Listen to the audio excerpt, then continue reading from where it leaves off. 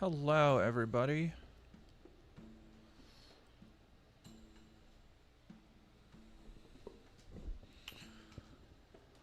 Resi RNG. I'm on behalf of the VTuber community. Ow, lady. Alright, I'm gonna give lady some food real quick, because apparently it's food time.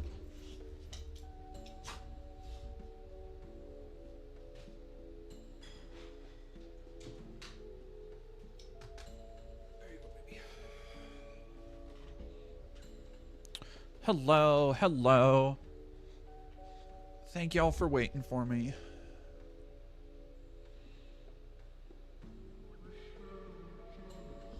Love that top. Yeah, my partner likes me too.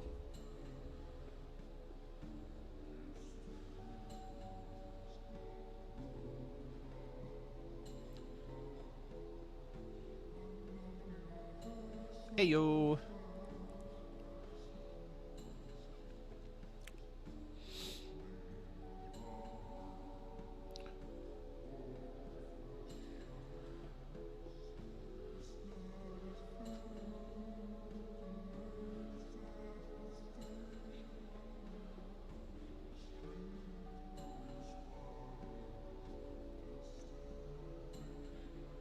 Hey there, how are we doing today? Remember I played Succubus on stream? Ooh, do I recommend it? No? No, I do not recommend Succubus. It's like, okay, if you like bad games, which I do like some junk. I like some jank. I like some junk. If you like that, via con Dios. Go with God. Go for it.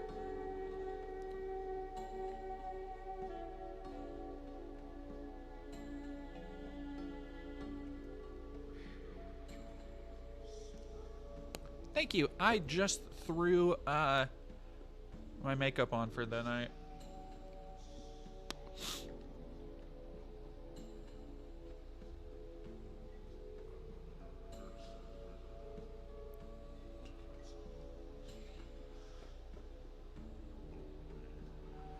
Oh, Tristan, first time catching you live. Love your vids. Thank you.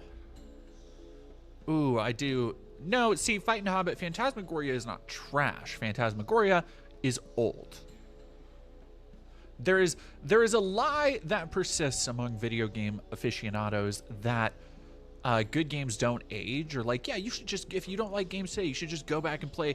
Like, it's an excuse that old games don't play well. This is not true. This is not true. Is Succubus better or worse than Ride to Hell Retribution? Better. No question. No hesitation there. Better. Not even remotely a fucking question. All right, give me 1 second. I gotta go take my meds real quick.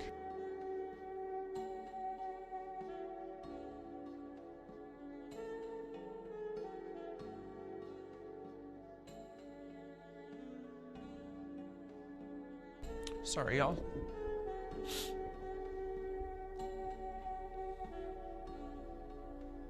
Oh, speaking of old games, do we want to do, because I know I have other things to talk about, but do we want to do a impromptu game stream? Because I haven't done one in a while. And, well, I say meds, it's my nose spray. If y'all couldn't tell, I'm still very congested and stuffy because, life. I hate the weather currently. I'm so fucking ready. I'm so ready to be over in Seattle, y'all. Obsidian stone earrings. That sounds fun. Just getting a feel for the amount of jank. So I did not finish it. I played like maybe 2 or 3 hours of it. I thought it was fun. It was fine. It was a, like, okay, here's the thing. You're grading on a curve with it though, because the other like game that they made was Agony, which was truly fucking awful. Truly fucking awful. No, not Gears 3, Hexen and Heretic, which just got a remaster at QuakeCon, which I'm very, very thrilled about. And thank you very much, Johnny Viral. If y'all have any extra bucks, I know today's probably payday for some of y'all if you want to donate. I would appreciate it if you donated not only to me, but maybe split that up between Naomi and Freya over on YouTube. Johnny Viral has posted the links to their crowdfunding. I would appreciate it so much. So glad you started the stream because now I have something to watch while waiting for a gas pump to open up. Hell yeah. Naomi Faithless, I'm not in LA. Been playing Quake 2 because your video's on it. Oh, thank you. Gosh, that was 2 years ago now. My Quake 2 video was 2 years ago. Ah.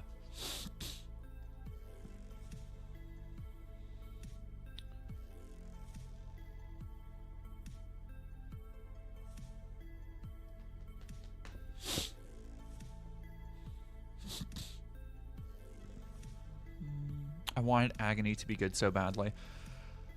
I feel like, yeah, I feel like Agony was never it.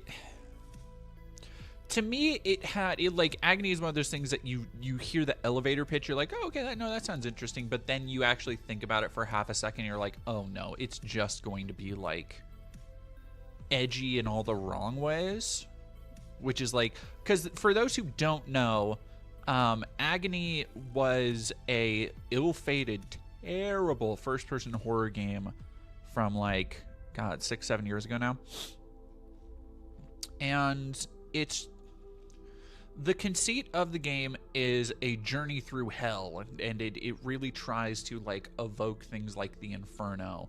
It's kind of like, think Dante's Inferno, both the game and the poem. Dante's Inferno meets like, you know, kind of 90s PC Hellraiser-ish Doom, except the problem is that it was essentially a walking sim.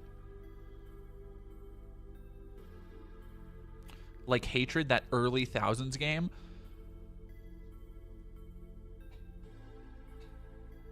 Okay, I need to know, Somniostatic, and this is not a dig at you, but my genuine curiosity. How old are you?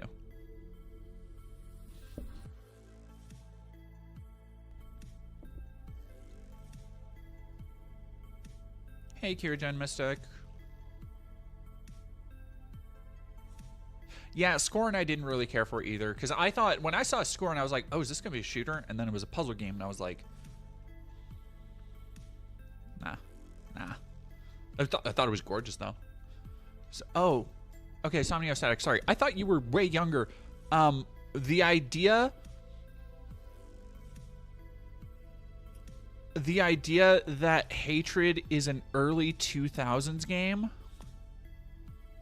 is wild to me, because that game came out in like 2014, 2015, somewhere around there, if I'm remembering correctly. Let me look that up.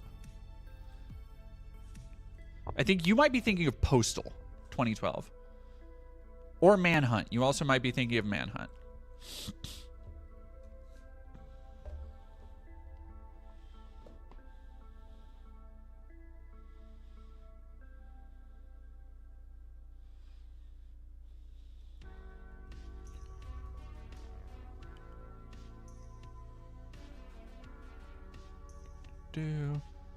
Yep, Hatred is an isometric shoot 'em up developed and published by Destructive Creations on June 1st, 2015.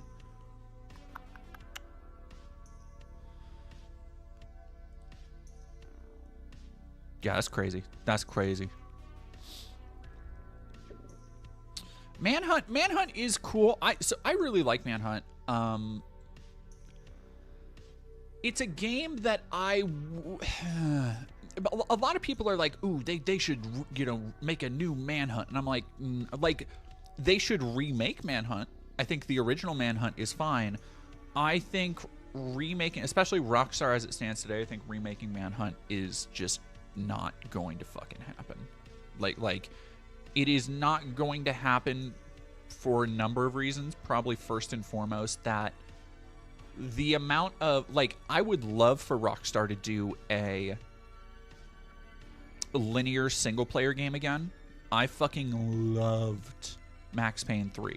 And having now played Max Payne 1 and 2, I see why people don't care for it as a Max Payne game, but as a like cinematic third-person action game, Max Payne 3 has the juice, and it still looks fucking incredible. Like, that game looks unbelievable for a 360 game. And so, like, when I think about, okay, now you magnify that times 2 console generations later for a linear game, the amount of money and talent Rockstar has would be bonkers. But then specifically for Manhunt, when you look at like as a kind of taste test, look at the fidelity of something like Mortal Kombat 1, Mortal Kombat 11. I think the idea of making that, taking away that layer of Looney Tunes irony that I think is really the thing that keeps Mortal Kombat from causing any outrage. Taking away that layer of Looney Tunes irony and then replacing it with just pure nihilistic, grisly, like in-your-face violence, I think it would be too much, honestly. And not in a way of like not even in a way of like, oh, it would, we would be training killers and, because I know there are a lot of people out there who's going to be like, oh, Dead Domain thinks that video games are too violent and wants to, it's like, no. Like, every time, I laugh every time a kid or some fucking, incel forum warrior said, I said that about about there was somebody talking about, GTA 6 and like, oh, it's going to be so fun to go on shooting sprees. And I asked a question about like, at what point do we like stop making games so realistic? At what point do we have to start reversing the tide, the polarity of like, oh, look at all these super realistic NPC models and look at all these super realistic like ways that citizens and NPCs interact with one another. Yeah, Mortal Kombat without camp sounds horrible. Yeah. Do you think they'd hesitate to do anything with Manhunt because of Manhunt 2? I think they would just act like Manhunt 2 didn't exist. Like, Manhunt 2 is a quaint game in hindsight because a game that, again, I actually kind of like Manhunt 2. It's just, it is the lesser sequel because they put so much more emphasis on story. The story wasn't as good or interesting. It did that thing of like trying to expand the world, but it was the best part about Manhunt was this almost, and it's kind of fitting that Rockstar also did The Warriors on PlayStation 2 around the same time. Best part of Manhunt was this almost The Warriors-ish kind of like, it wasn't quite the Running Man, it wasn't quite a game show, it was more seedy than that, but there was still this feeling of this lived in or forgotten world that you had accidentally stepped into, this shadow on the other side of an alleyway that was really cool. And then I think Manhunt 2 got more into like, it you know what it reminds me of? Actually, it reminds me a little bit of John Wick, where they're like, actually there's always behind every door there's a secret underground assassin society and that kind of stuff.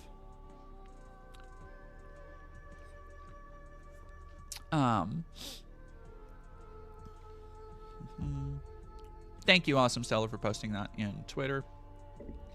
Palinus, as a hobbyist pixel artist, I've heard 2D pixel art games are losing popularity to 3D games. I think that's probably more just talking about like a good pixel game will still sell. A good game, people will want to play a good game regardless. I think there is. So here's the thing that a lot of people might not remember.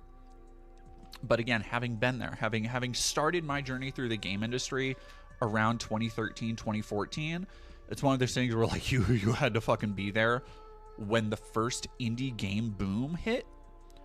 Because while people remember a lot of stuff fondly, people remember things like Fez. What's one I enjoyed? I enjoyed Dust Force. I don't know if anybody remembers Dust Force. People remember that kind of thing fondly. But it was an apocalypse of pixel art video games.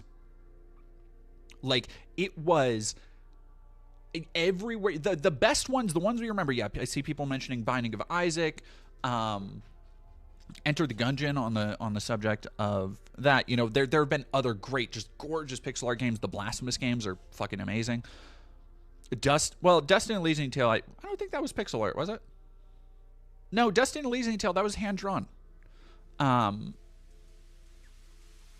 it was so overwhelming.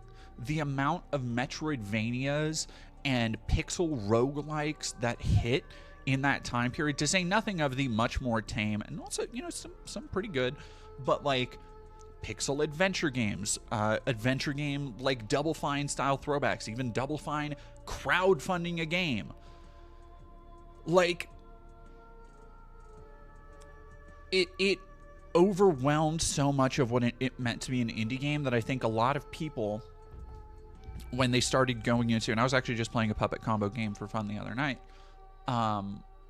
when it started trending, at least on itch and some of those smaller marketplaces, away from pixel art to low poly stuff, I think a lot of people kind of jumped at that.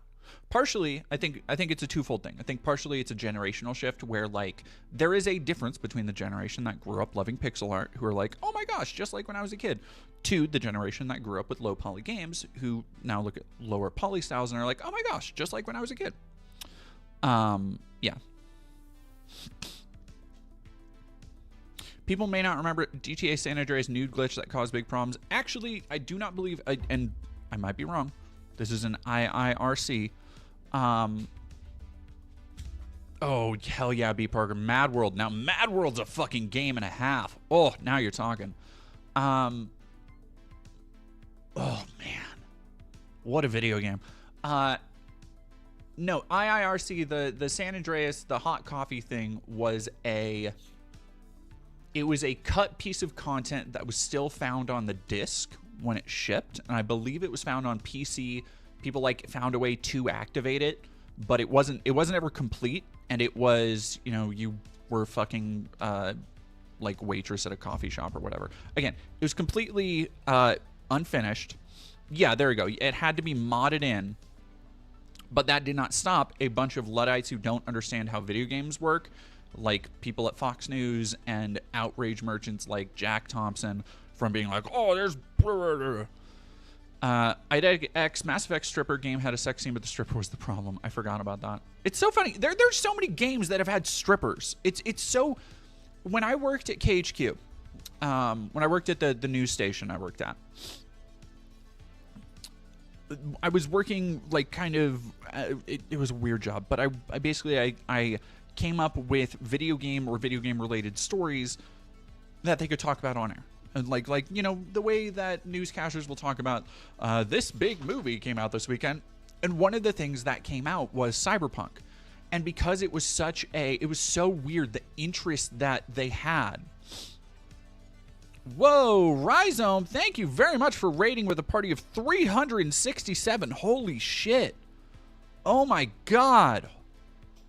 Thank you so much. Goodness gracious. Hello, y'all. If y'all don't know me, hi, I'm Dead Domain. I make documentaries, in-depth research, and occasionally fool around on stream, like right now.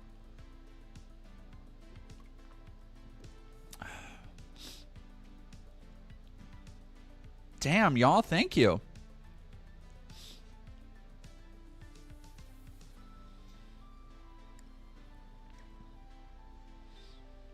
Yeah, we got definitely, if y'all are looking for brain rot, we got you covered. We got you covered today. Thank you so much, Rhizome. Did I cover the VTuber thing yet? Not yet. No, we're getting to that. We're just having our kind of opening chit chat where we're talking about and thanks to everybody also for following Pigman Bear, Oleski Marrow, Copium Craig, Rosalind Rags, Off-Brand John, Sauce 240, JNKD, Erisy, and most Luciferian Chatter, and a bunch of other of y'all. Thank you so much. I appreciate it a lot. Oh, thank you, Rhizome. For sure, we shouted you out the other day, too, when we were spotlighting marginalized voices on Twitch, and I'm glad I could send you a proper raid. Oh, thank you. I appreciate that a lot. Thank you. who is the VTuber. So I don't like saying their name, their group name, because it's part of the quote-unquote VTard group. And I'm gonna do my best not to say it as much as I can. Also, I'm gonna lower the I was recording on this camera. I'm gonna lower the resolution for streaming real quick.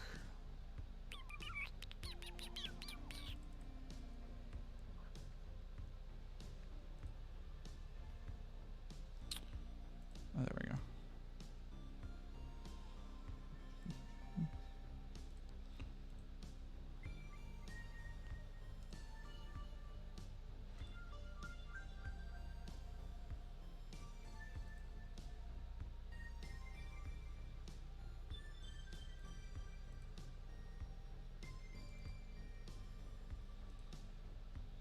All right, sorry, chat.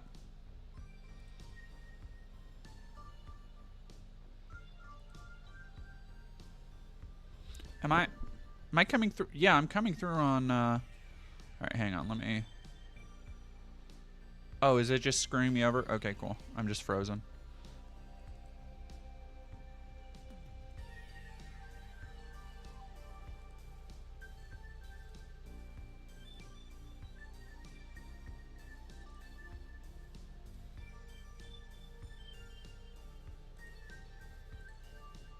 Chat, come on now. No, it's not just you. It me. All right, I'm gonna see if how do I want to do that?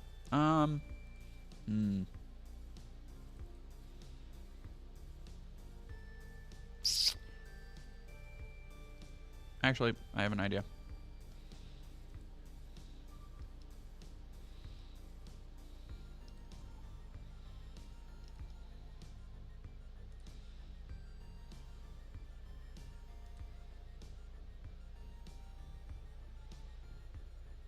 Is that not doing anything? Nope, that's not doing nothing.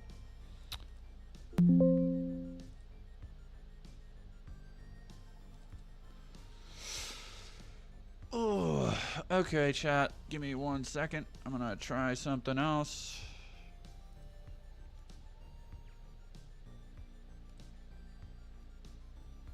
What is the story behind the name Dead Domain? I used to cover video game topics a lot more than I do.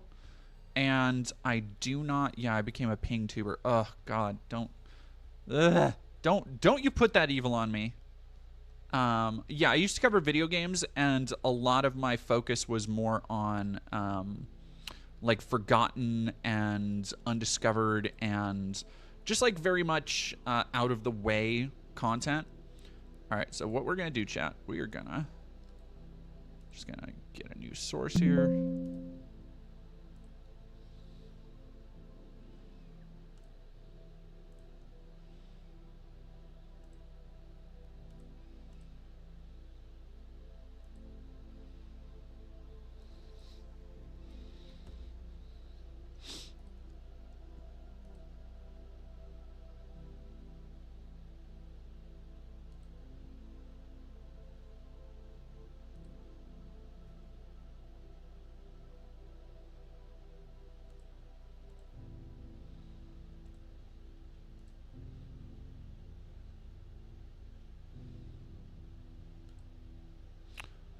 Where the fuck? It's just, it's straight up not even...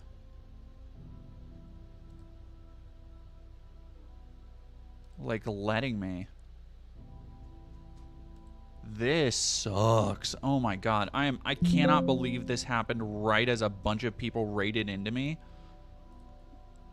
All right, we're gonna...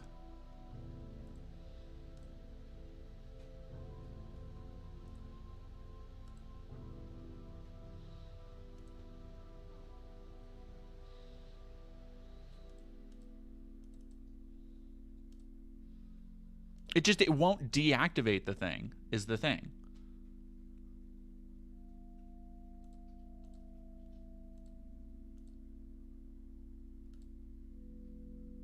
Like, seriously, bro, why are you... All right, give me 1 second, chat.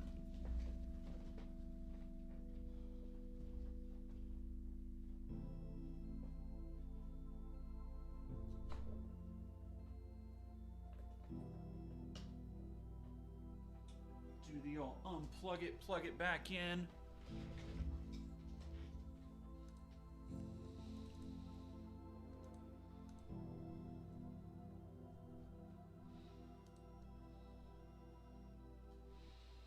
I don't know if I do got this. This is a fucking nightmare.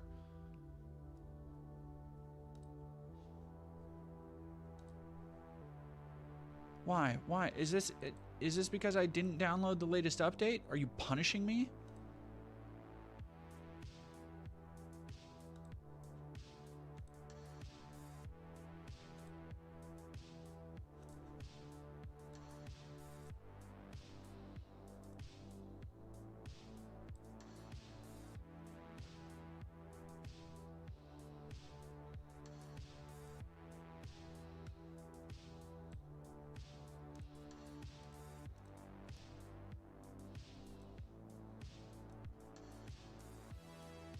All right, so I guess I'm just gonna, I don't want to be just static here. What the fuck, man?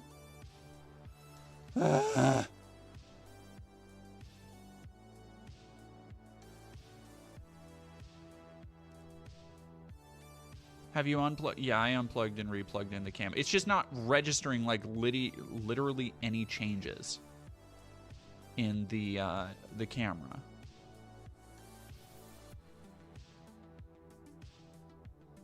Like I just changed the resolution. I don't know why it's... All right, let me see if maybe changing it back will do something. Probably not. No. All right, I'm gonna...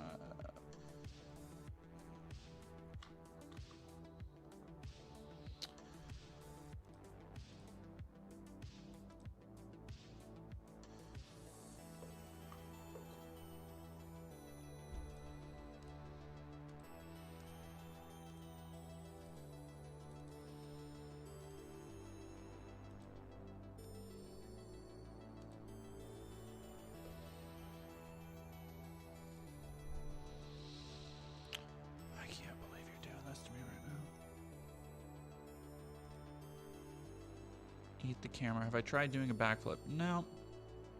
Oh yeah, this is Lamb Chop. If anybody doesn't know Lamb Chop, this is my little mascot. It could be a worse freeze frame. I just looked mildly confused, I suppose. So that's not so bad. Yeah, maybe a different USB port. I guess that could be okay. All right, let's swap them.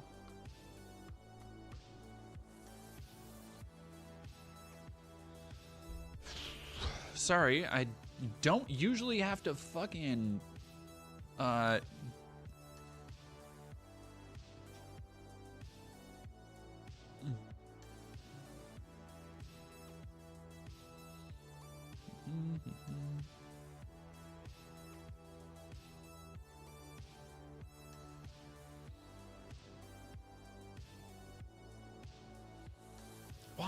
Why?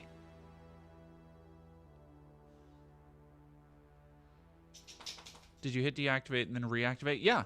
It's not like the camera isn't even on, it looks like.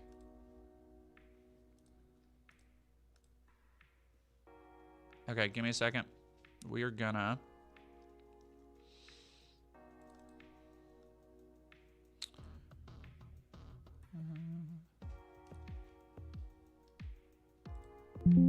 try this one more time. I've unplugged it and stuff. Maybe this will jog something.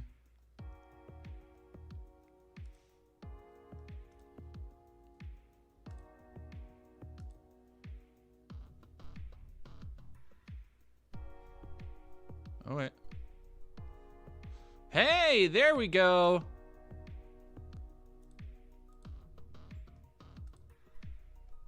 Okay. Okay.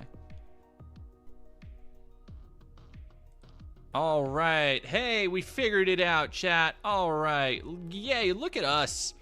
Oh, the power of friendship wins again. Let's go, chat. Hell yeah.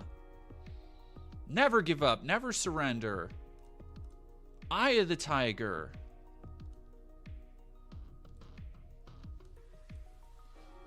What if friendship was the real power all along? Have we, I'm just saying, have we thrown out these ideas? Have we talked about this yet?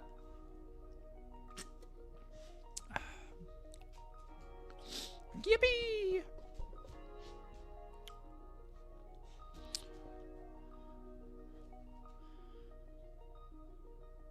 The VTubers hacked the stream. So I don't know if y'all know this.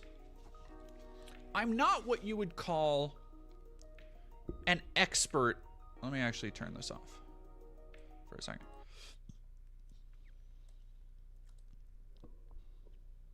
Oh, this one still has the wrong one though. Okay, let me.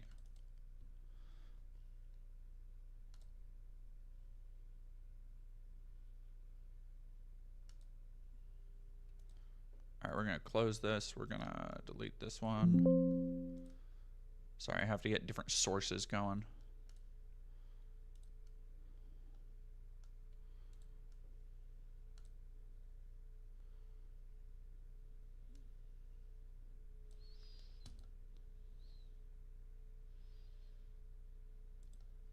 Okay. I am not what you would call a expert in VTubing. In fact, I've done my damnedest to stay as far away from them as possible. And I know there are some good VTubers out there.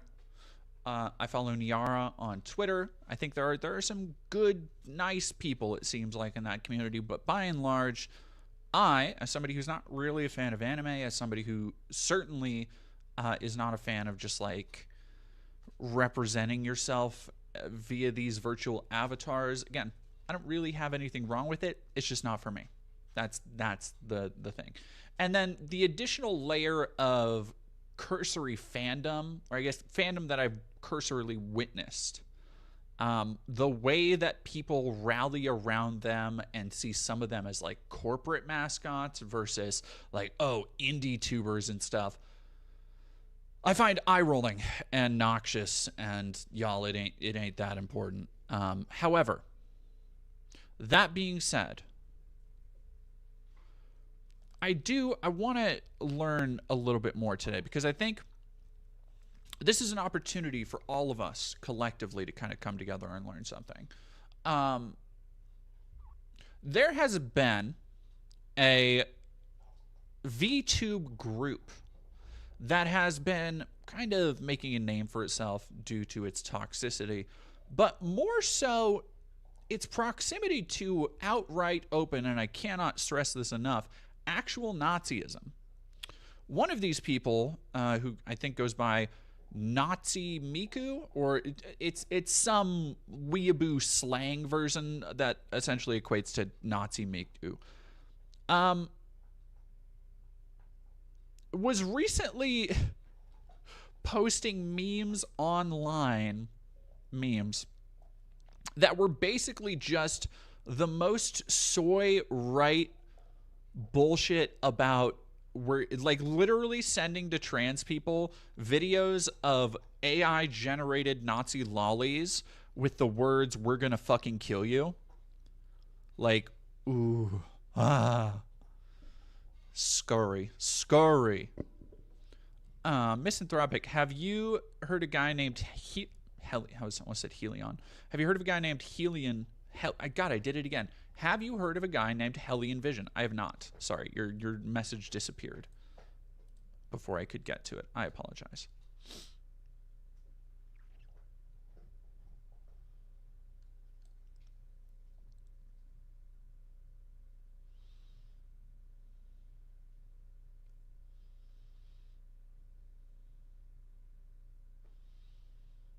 Oh yeah, I guess Surus is a VTuber, huh? It's so weird because I've talked to Surus and stuff, and so like, I guess in my mind I don't consider Surus a VTuber because I know Surus a little bit.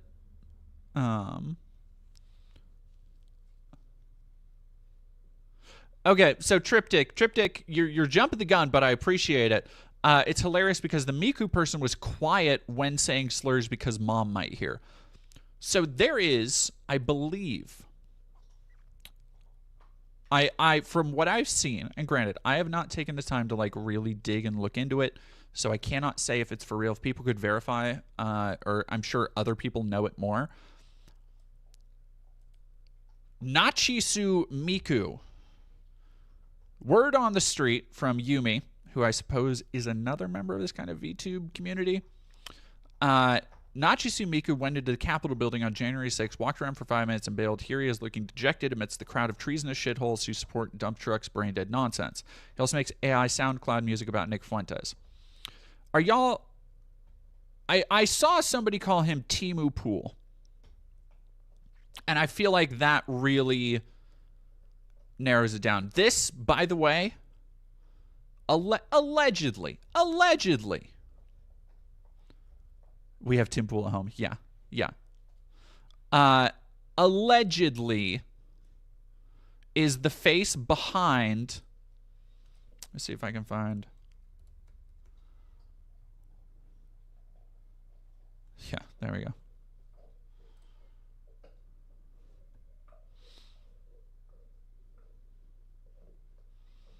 Yeah, Timu Pool. I saw somebody call him Timu Pool, and I was like, ooh, that's good. Oh, that's good. Here,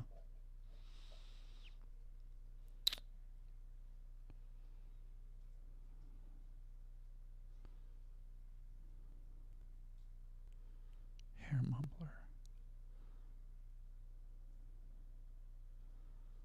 Yeah, this person, who also apparently either has pretty decent voice training or uses a...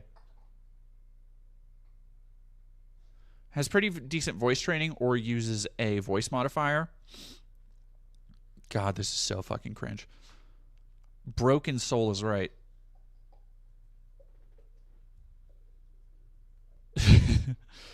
Oh, man.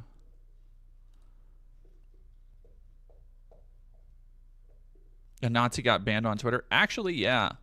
Nachi Miku, the Nazi red hair Miku, was actually proven to be a male in his 30s using a voice changer. They look like this.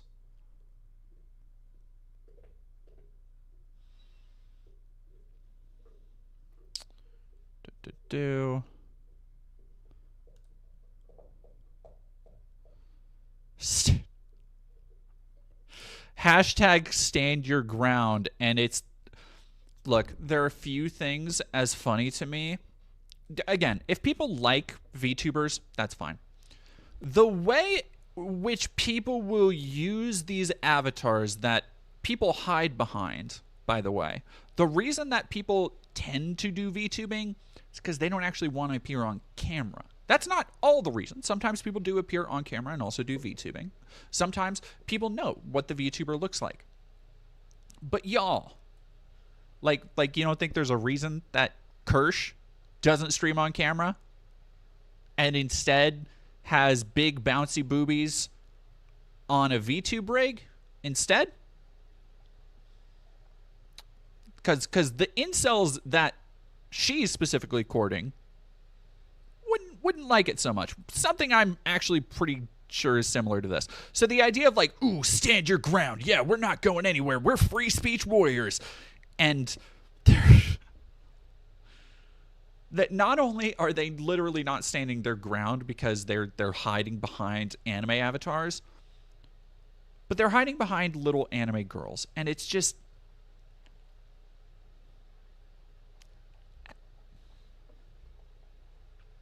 I don't know, man. Like, look at my Nazis, dog.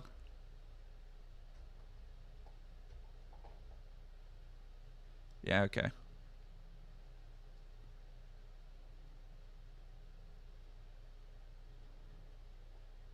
Account suspended. Great. Jesus fucking Christ. It's just people,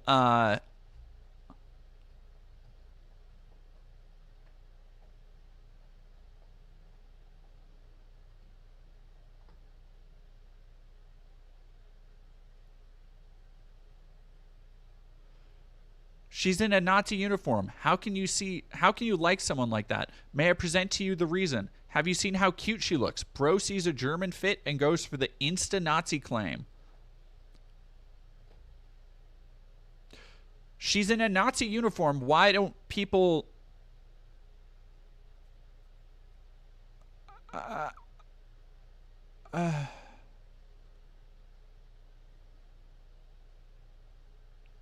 4,000 followers. Damn.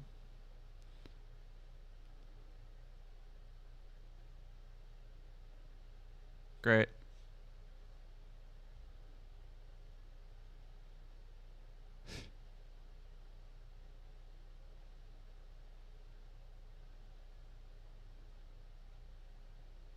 Unfortunately, people have commented that they reported her account have received death threats after the account was banned. I don't care.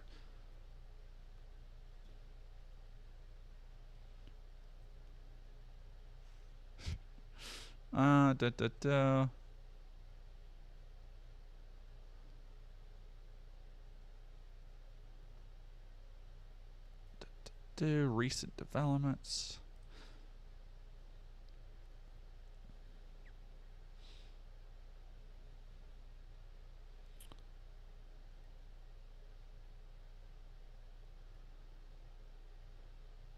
I believe that his brother, even though there's proof from before admitting he's a dude. All right, so I have from this. Okay, let me say, Fighting Hobbit, thank you very much for 30 bits. As a longtime otaku who enjoys several VTubers, know that when I say the following sentence, it carries all the weight and sincerity of God himself. This shit, mad cringe, touch grass. I appreciate that. I appreciate that. Yeah, no, these are the grown men on the internet pretending to be little girls that everybody is warning you about. I'm sure that lots of conservatives will jump on this as the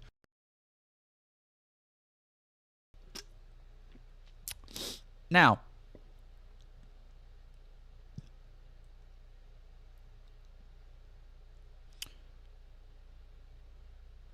I have procured, and we'll talk about that in a minute, because I want to get some inside, the inside dope on what's happening in the VTube community. Because again, I want to, with all of you, experience this for the first time, right? Now, I'm gonna temper that by saying somebody sent me anonymously a trove of screenshots from inside these Nazi YouTubers, VTubers, Discord server.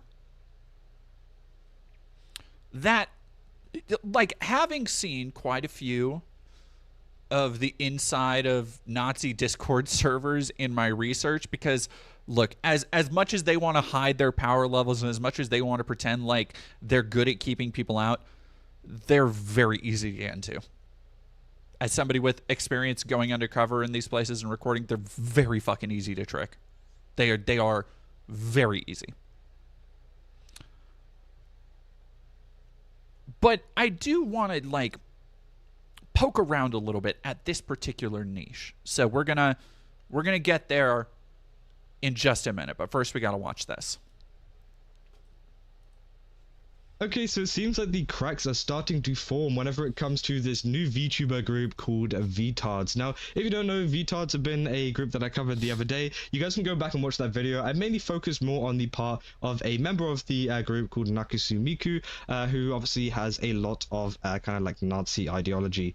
And they are not joking about it, by the way. And I've always said this from the start. I don't care, you know, about jokes about Nazis and things like that. I honestly think, you know, it's some of them can be funny, and I think some of them, you know, are fine. But I think whenever it comes... Okay, already out of the gate, I gotta correct this guy, because this is the kind of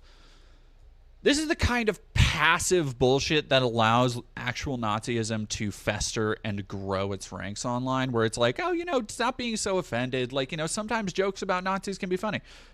Like, yeah, there are some jokes about Nazis that can be funny. I have a comedy to recommend you. It's called Inglourious Bastards. But this just abdication of any kind of stance of just being like, oh, well, you know, it's just comedy, get over it. It's like, no. Because guess what? Some person is going to see you doing nothing about it, and they're going to think it's funny too. And they're going to be like, you know what? I like that joke. I'm going to sign up to whoever said it. And then before long, they're deciding, you know what? I think we need to look into the Federal Reserve. Do you know about the Rothschilds? And they're fucking standing on the street corners talking about the Illuminati and the Council of Seven and all this other shit. This is like this kind of what's the proper word? Complacency. I think complacency is the right word. This kind of complacency is how this bigotry and hatred is normalized, especially to a lot of these people, where I think it overlaps so naturally. I think the VTubing space, and it's not just the VTubing space, but VTubing, video games, anime, you look at a lot of it and people will ask, why are there so many why are there so many white supremacists, why are there so many in VTubing, in anime, and whatever.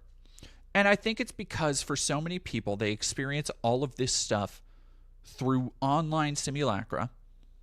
They don't understand the actual effect the rhetoric has in the real world, and if they do, it is often through their removal from it. It is often through being able to sit back and be like, yes, I do want all brown people executed. I do want all Jews executed. I do want all of this. And I think they don't, again, part of it is lack of social skills. Part of it is a lack of community. Part of it is a lack of, or a overabundance of investing their personality and time into the internet and not having like the baseline human connection. But I think that, unfortunately, in our incredibly consumptive society, where we are often so, this is a big thing that I'm talking about in my next video essay. So go like, subscribe, stay tuned to the channel for that. I think so often we are pushed to define ourselves by the things we consume. We are encouraged in so many ways to identify as a fan of something, that being a fan of something, that consuming something is a part of not just your personality, but who you are, which is why I think you see so many people take things as personal slights when media is changed or when media has a character that they disagree with or don't like. And I think that's that kind of underpinning and the way a lot of those communities like video games and anime overlap is the reason why so many people also slip into these modes of white supremacy, because that has a lot to do with the self-identification, this finding a sense of purpose through the media, through the spaces that you're in, through the things that you're consuming. I think it's why there's that overlap. So the idea that like, oh no, it's just entirely harmless, it's just like it's just jokes, is like, no, sometimes it might actually be just jokes. That's fine, but that's going to be a case-by-case basis. If a comedian goes up on stage, if oh God, what's his name? Jeselnik. If Anthony Jeselnik goes up on stage and tells a joke about being a Nazi, I know, because I know Anthony Jeselnik, not personally, but I know Anthony Jeselnik and his comedy, that's a joke. That if he is telling a joke from the point of view of a Nazi, the punchline is probably not going to be in favor of Nazism. The difference between that and the shit that's been normalized with, by the way, things like South Park. I realize everybody's having a like kind of a moment with South Park and laughing along with them again. But let's not forget that South Park played a massive role in normalizing just shit like Cartman. The amount of times in high school that people would quote Cartman talking shit about the Jews or Jewish people as like a fun, hey, like as if it was McLovin, you know? As if it was a quote from The Hangover. And people kind of forget how those jokes, they might be jokes. Matt Stone and Trey Parker might be sitting there being like, oh yeah, no, they might just be putting in stuff that makes them laugh. I'm sure they do. They're funny guys. But when you reach a level of cultural saturation, you're going to have so many people who don't understand that. And you see it with things like Starship Troopers, RoboCop. Like, pick any kind of satire. 40K is probably one of the biggest ones. Pick any kind of satire, and once it reaches a point where people just like it for the aesthetics, then it gets sucked into that consumption machine. People start forming their identities around it. And the veil of whatever irony or satire it was originally intended to have is torn away and replaced by, it's not really sincerity on these people, but to them, it is a genuine belief in its importance, in its value as a part of their identity. And therefore it means that, like, oh no, it's not satire. It can't be satirical. Like, it's actually the characters in Starship Troopers are just unironic chads. Like, huh, you dumb libs. You think that, like, you're sympathizing with the bugs and all that shit.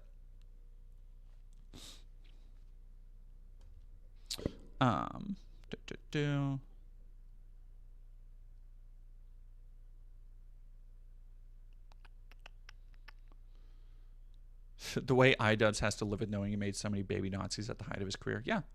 It's, yeah, respect my authority! Like, all that shit. God, that, Hey, do you like the amount of fucking times somebody would ask, like, which, by the way, it wasn't funny the fucking first time, the amount of times that people continue to do. Hey, do you like fish sticks in high school? Christ, man. So, like, here's the thing. I know that everybody is taking this kind of, it's very cathartic to have a moment with South Park. But that goes hand in hand with ideas like this and how they are normalized to people who especially are too young and ill-informed to have the totality of the context of these things, to understand the broader implications of what it means to make jokes about people's race and heritage, is that it's not just a joke. It's not a joke to them. And then of course, there's always going to be the people who are like, well, I have a Mexican friend and he lets me call him a slur. And it's like, okay, but that's a different context. You have a different relationship with that person. That person has probably worked through or unpacked some aspect of their identity that makes them okay with it. Sometimes it's people being willing to just, like, have friends roll over them because they won't stand up for themselves. That's the sad truth of a lot of that. But you wouldn't go up to the same people. Here's how you know those people are full of shit, by the way. If somebody's like, well, I have a black friend and I talk about, like, whatever a racist black joke is. Okay, well, go up to a random black woman or black man or black person on the street. Just a random one. Just pick one out. Say that same joke to them. See how they react. See if they're cool with it. See if they're chill with it. And you know what? Even look at, let's say, now let's just say, for the sake of argument, that person is okay with it. Continue doing it. Eventually, you will find somebody who will hopefully beat the brakes off of you. It's because there is no such thing as a group that's a monolith. I wish more people would realize this. But again, that goes against, like, the mainstream Nazi narratives. Yeah, no, don't literally do that. I am saying that, like, they won't do that. They straight up, they won't. The people who talk this way will not do that. Taylor Aves, thank you very much for a Prime subscription. Juliana, thank you for gifting one to Lane Kaplan. All right, give me 1 second. Yeah, also, Kitsune Cavalier, your black friend who seems cool with it may not be as cool with it as you think. No, like, here's the thing.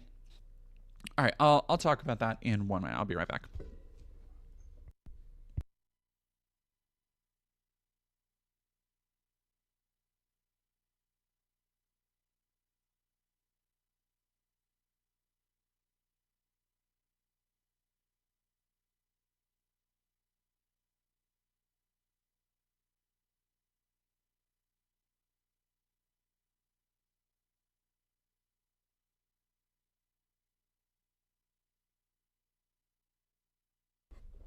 It's the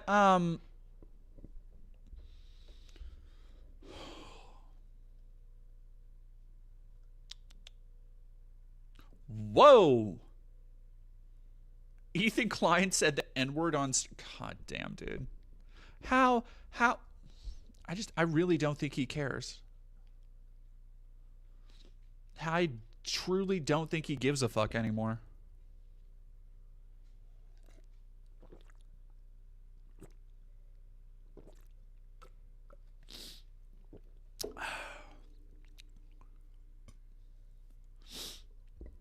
Killtop09, thank you for following. Sorry, I'm just catching up on chat right now. Alex Schoen said the N-word with Count Dankula. That's not fucking surprising.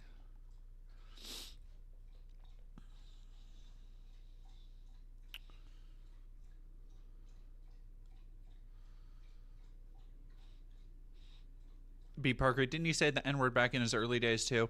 So apparently it was, from what I'm seeing in chat, apparently it was part of a rap song. But like, yo, I sing rap songs all the time. I don't say the N-word.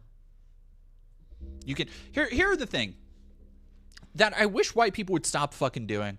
And it's this idea of like, because you get this a lot with like white college girls who will go viral for, you know, they'll be singing a song when they're drunk at a party and they know every lyric, but a lot of the lyrics are the N-word and they don't even bother to not say that because guess what? That means that they're just saying it and singing it whenever they want all the time. And you can just replace the word. You could say cracka or fucka. Depending on the context, you can mix it up. Like, the rhyming scheme is dependent on the word ending in an A, generally speaking. Like, it's fucking, it's crazy to me. Like, people, yeah, whatever. People just don't fucking learn. No, the thing, oh, holy shit. Nekami, thank you for $50. I started an anti-Zionist Jewish student org at my uni. We managed to get a meeting with admin where they were shocked and amazed that we, one, actually come from different backgrounds, and two, care about people who are not Jews. That's fucking awesome. Holy shit. Thank you, Nekami. And thank you also very much for $50. Holy God, thank you so, so much. Brothers. Brothers is another one. Sir Kite, thank you for $4.99. I figured I'd pass this info to you. One of the VTards is actually a Republican delegate, according to themselves. I'm...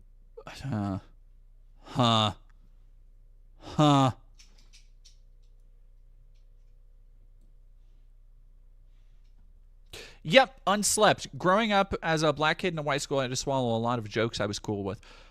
So that was one thing I wanted to talk about before I got up, is that there is this...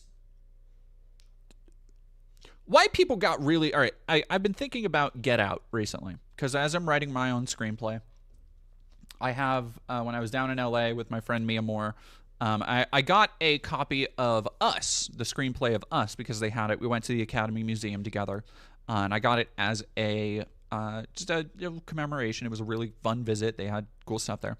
But when I got back, I was like, you know what? I kind of want to do, because Us is my favorite Jordan Peele movie. I kind of wanted to do Get Out first. And so I've been reading through the screenplay, and you can see I have a shit ton of annotations. I stopped a little over halfway through, but I have a ton of annotations and notes in it. And one of the things, it's made me, I think I recently watched it with somebody too, or in the last year or so. Yeah, I watched it with somebody in the last year. And I continue to flash back to something my mom told me. My mother, who, by the way, I do not speak to anymore. When I was like, oh my God, because, you know, I love horror movies. I saw Get Out when it came out. And I was like, oh, this, like, holy shit, this is pretty fucking good. And either Nehemiah or Nehemiah. Is it pronounced with the Nehemiah? Is that, I do want to make sure I'm doing it right. Thank you very much for $5. Nehemiah. So I watched Get Out, and you know, my mom, I get my love of horror movies. We watched horror movies growing up together all the time. And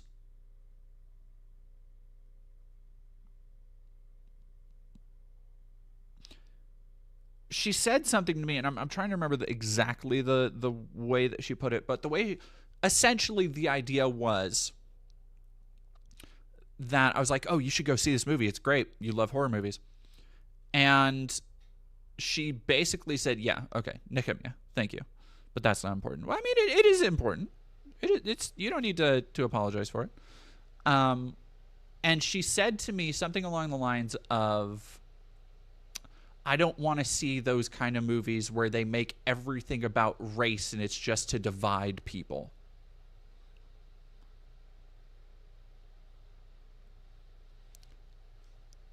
And I was like stunned at the time.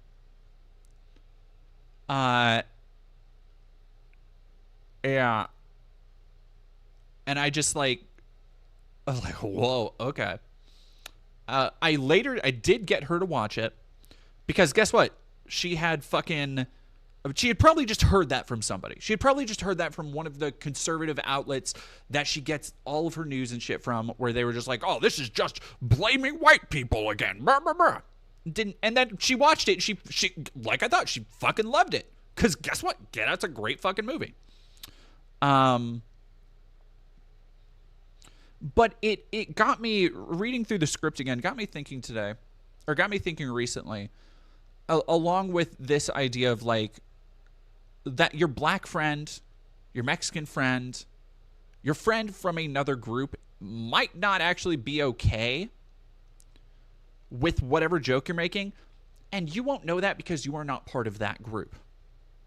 Like, I think the thing that really made people mad about movies like Get Out is the idea that there are staples of behavior in white places and the way they treat black people. And I think the thing that really made people more mad than the idea that, like, oh yeah, they're just like the way white people will, randomly call a black guy brother out of nowhere. The way white people will just bring up Obama. Like one of my favorite jokes is, I would have voted for him a third time. So good. But it was also the realization that I think a lot of people had watching the movie that black people are aware of all that and they talk to each other about it. That they aren't going to bring it up in white spaces with white people because it makes them uncomfortable. That's the real crux. It is not trying to divide people. It is trying to make people aware of these things. And so I think it's yeah, anyway, that was just something that was on my mind recently because of this, and then I've been reading the script. JamTube, thank you for rating with a party of 7. Thank you so much. Yeah, why they immediately go for the cool handshake and that stuff.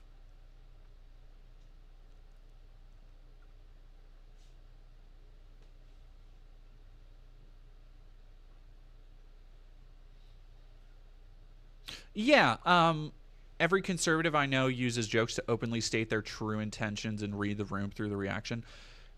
I've told stories about me being in the comedy club that I used to work at when conservative comedians or just kind of one of them was God, what was his name? He used to be on Steven Crowder's show, Dave Landau, who just fucking sucks, dude. And because of that, like, they would advertise the Steven Crowder part. And because we are, like, on the border with Idaho, we've got so many fucking dumbasses coming to that shit. Yeah, anyway.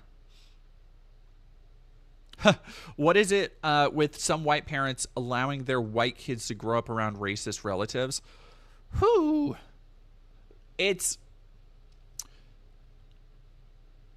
I mean, okay, so here's the thing. This is an issue that takes many forms, and it is not just white people. If you let's label this issue in a box called allowing kids to grow up around, like, grandparents and parents with regressive ideas. because it's not just white people. There is no amount of, like, I have a partner who's black. She has told me on many occasions how kind of noxious, heavily Christian and reactionary a lot of that side of her family's beliefs are.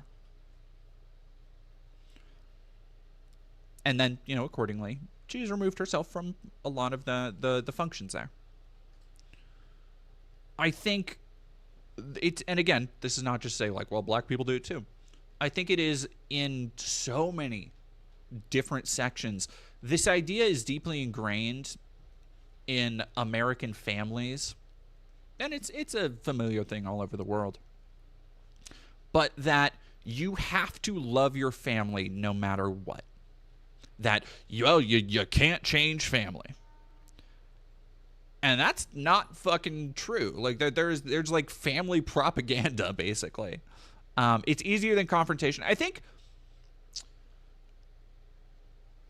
it's easier than confrontation is one side. This is something that, like, my family, one of the last straws and my separating myself from my family was when I told Mom I started dating guys, or people who were AMAB, assigned male at birth. Yeah, very common in Catholic households, very common in Hispanic households, which have I think there's a lot of overlap there between Hispanic and Catholic, or at least traditionally Catholic households. My ex is from a Dominican family, and yeah, there was a huge thing even though she was abused by her family.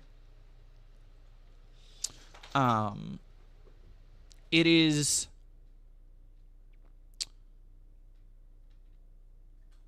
No, I know, gamer girl. I'm aware of that. AMAB isn't guys though. Assigned sex works is zero. No, I'm aware, but think about it from the point of view of my conservative regressive family. And when my mom understood that, like, I was attracted to, active with, and dating people with dicks, the first thing she basically said to me was like, well, just don't bring any of them to, like, Thanksgiving or Christmas. Just don't bring it up around grandma and grandpa. And I'm like, you want me to not share moments with people I may love or be engaged with or want to take part in those moments because you would rather wait for the old hateful people to die? And it blew my mind. It's fucking crazy. Yeah.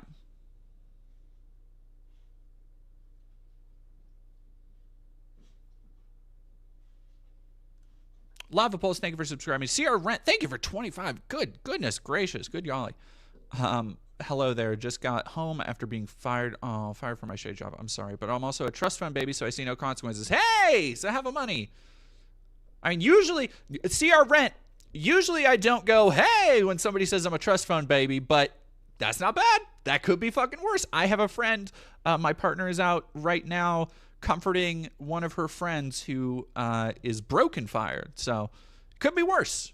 And I like a could be worse. I'm a glass half full kind of person.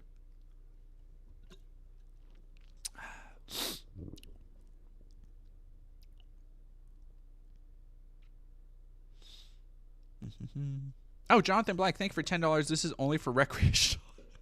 This is only for recreational drugs. Please do not use responsibly. Do not spend responsibly. I thank you. Thank you. And Fern, let us tiptoe around white comfort, sarcasm. Fuck that. Yeah, I've never really tiptoed around white comfort. I look, as I've been look, okay, chat, if I can be honest, I've been white for a while. Most of my life, in fact. I think white people need to be less comfortable.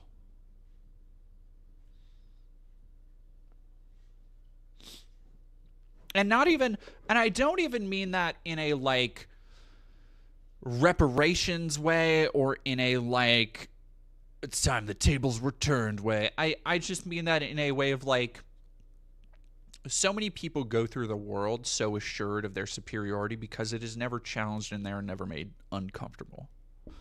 Generally speaking, white people and men, and especially white men, take up most of that space.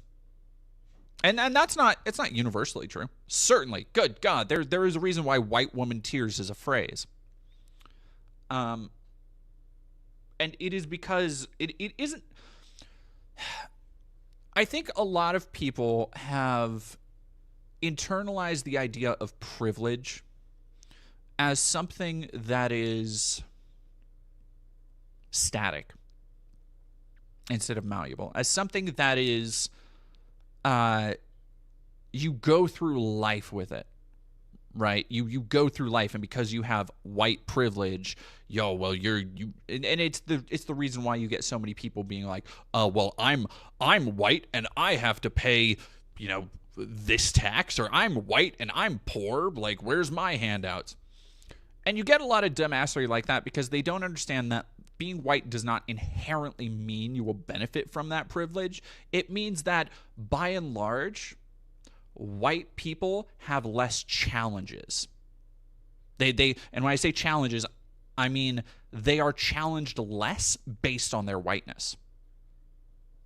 Their place in the world, the things that they are meant to do, the things that they are seen doing in media, that kind of thing. Nightlife Fleshy Jesus, thank you for giving a tier 1 sub to Risky Biscuit and Rhyme Jack. You have more access to privilege. Queera, that is a great way to put it.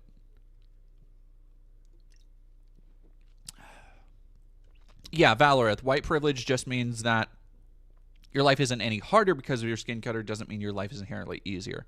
Yeah, I've been thinking about this a lot with the Sydney Sweeney ad and the way that Sydney Sweeney has become this like controversy, this fucking astroturfed fake controversy lightning rod, where there will be a video of Sydney Sweeney like drinking a fucking coffee with a tight shirt or whatever, and some conservative influencer on Twitter will share it and be like, oh, the libtards must be melting down about this. And it's like, nobody gives a fuck. But you've convinced yourself that that is the narrative. Like, it's I don't know, it's this jumping at shadow shit that conservative media has always done. I started working on a script, and this will probably come out next month, because it's one of those things I'll get to it when I get to it. But one noxious personality who has really taken a center stage in the current culture war is Jesse Waters. And the way that he will just be saying shit sometimes, the way that he will just go on Fox News to millions of viewers and lay out propaganda talking points that are like he is on a galaxy brain that I don't even think Trump's on, where it is literally him going like, yeah, no, we're just going to annex fucking Canada and there's state 1 through 5. And like the Dems can't gerrymander because we're going to fill it with conservative governors. And then that fixes all our problems and we control everything. And it's like, what the fuck? But then this is how they become the narratives, right?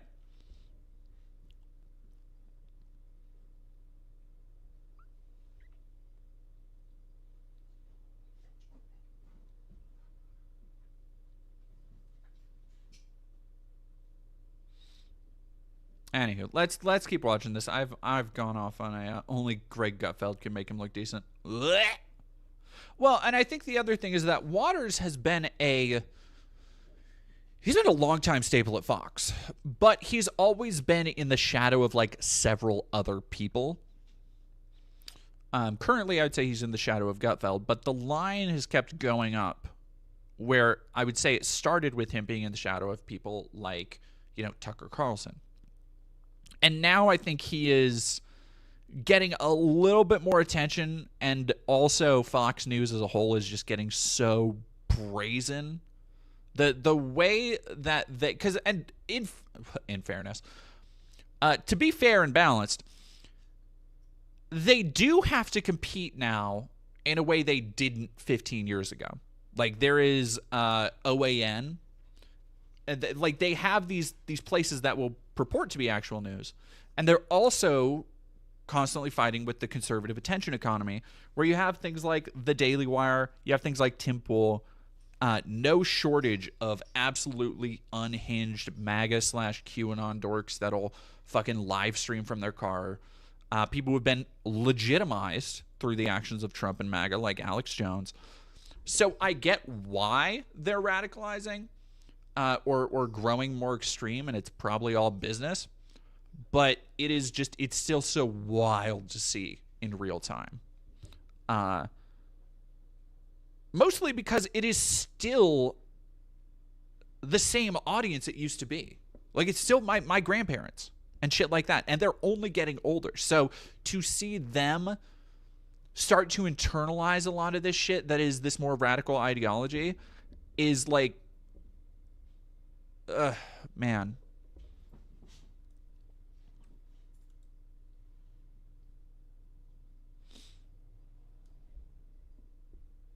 Comes to seriously believing in their in the ideology, which Nugsu has stated many times, and just being outright racist and kind of hateful towards other kind of races. I feel like that's way too far for me personally. But also they were facing a lot of backlash for the name VTards due to the fact of it having the correlation with the word retard. Obviously I don't really care about that. I feel like it. You don't need to say it, dude. You don't need to say it. Like.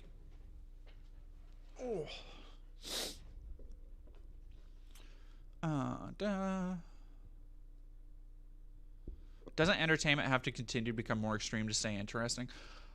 I think there's an element of that.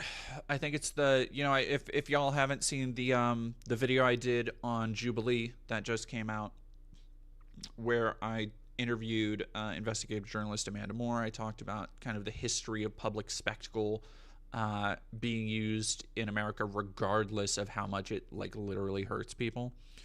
Because I think there's an element of that takes place in like Jubilee too, but also just in general. In general, as we've moved away from public spectacle, like, because you can basically trace a line of the spectacle from like court jesters all the way through to sideshow performers, all the way through to like daytime talk, reality TV, Jerry Springer, tabloid journalism, Jersey Shore, and then you can just keep on going all the way to modern political streaming. And it's not just political streaming, but it is a lot of political streaming. Like the same kind of brains that are interested in like keeping tabs on lol cows were the same kind that 20 years ago would, have their hands stuffed down their pants watching Jerry Springer all day.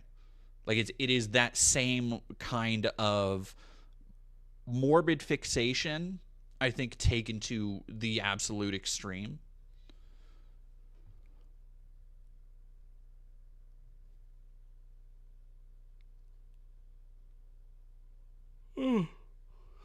Yeah, CR Rent. Honestly, as someone with autism and ADHD, I kind of still flinch a bit when someone drops the hard R. I grew up with that shit. I grew up with the hard R. I grew up being called the F slur. Like, that shit is not... I've worked hard to unpack the F slur recently because it isn't as... it's certainly not as derogatory for me anymore. But again, context matters. It is, again, it's not a one-to-one comparison because the history of the words and how they've been used are very different. But it is one of those things where I have a inkling, again, not a one-to-one comparison. I have an inkling of understanding in how black people feel when they would hear a white person say the N-word, even in a rap song, versus a black person saying it. Like, if a gay person even calls me an F slur derogatorily, I don't care that much. Like, whatever. If you've sucked a dick, you can say it. If a straight person does it, that is like there is a hate and a vitriol behind that is completely different. There is a disregard for my personhood that is completely different. Mackenzie L. Holy shit. Thank you so much. Years ago after Obama's win, I pointed out inconsistencies in Fox News narratives and how it always kept the rage building. It's only gotten worse. Oh, yeah. Oh, yeah. Plebs the Clown, thank you for $10. Hi, I've been watching for a bit on my TV, but not long ago, I just finished making my own house in Sims 4. And my first gaming laptop, I was able to buy with my own money on Monday. That's fucking awesome. Hell yeah. Congratulations, Plebs the Clown. Kid Marick, weirdly, Eminem is fine due to his genuine love for the art. Yeah, like that's Eminem is actually a great example of like understanding white privilege, and you hear it from his very first song or from his very first albums. Like he has the what was I think it was White America. Like there is a song on the Curtain Call that is called White America, and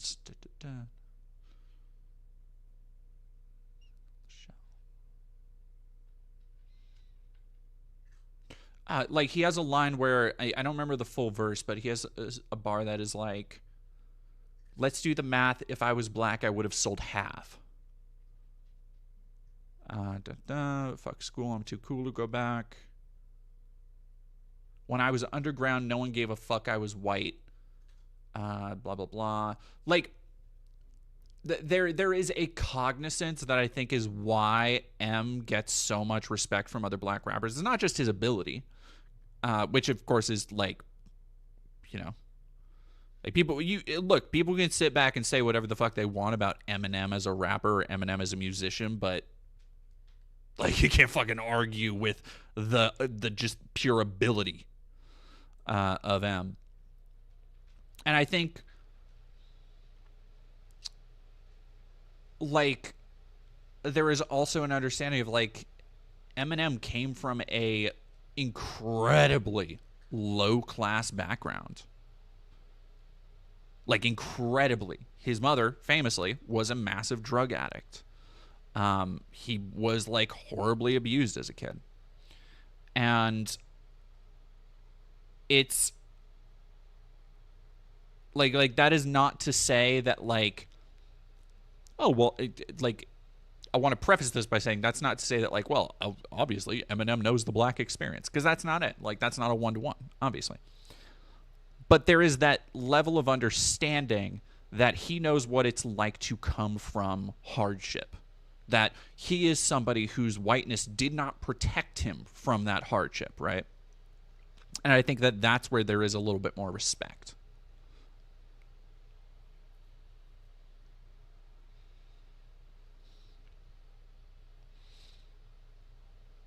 Yeah, no, it's hard to find somebody. I think like Jeanette McCurdy might be the only other person who hates her mom as much as Eminem. Like I'm gonna be so real.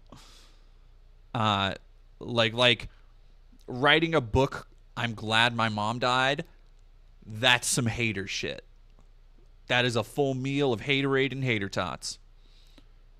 Yeah, there you go, Carnell. See, when I was underground, no one gave a fuck I was white. No labels wanted to sign me. I almost gave up. I was like, fuck it, until I met Dre. The only one who looked past gave me a chance. Yeah.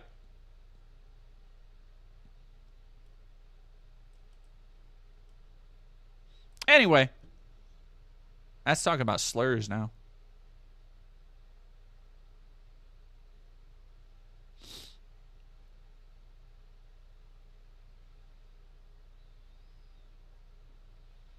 Yeah, I did. And Nary, see the producer for I'm Glad My Mom Died was trying to make it a comedy, so he got cut. I haven't read the book because I have too many books to read. But I can, just knowing the cover image, I can see where he's coming from. But I think like you have to make it a bleak comedy. Can we listen to Eminem's White America? No, I will get copyrighted. I will get copyrighted. if you guys want to call your group that, that's totally fine. I think that even using the word retard in a joking kind of way or whatever, I don't think it's the end of the world. And there's a lot of people, as we covered in my previous video, you know, even that have like mental conditions and things like that, who say it's actually quite funny whenever people use it. What were we, chat? What were we just talking about? What were we just talking about? How there's always going to be people who are like, well, actually, I know somebody with Downs who uses it and they thinks it's funny. It's like, yeah, there's always, God, I fucking hate that little fucker, Ricky Berwick. That little enabling shithead. Like, yeah, there's always going to be assholes out there who think that the world is laughing with them, not at them. Or that they might as well get in on the joke. But that doesn't make it right. That doesn't make it acceptable. And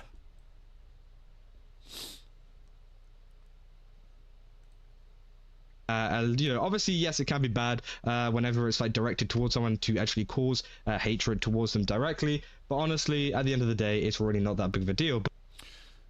So I'm so, that is such a weird dichotomy to try and do. Oh, versus that's real, and that's fucking real. I once saw someone on Twitter call Ricky Berwick the Blair White of autistic people. Whoo, that's fucking crazy. Like, the idea of being like, okay, well, obviously it's not okay if you're doing it hatefully, but otherwise it's not a big deal. It's like,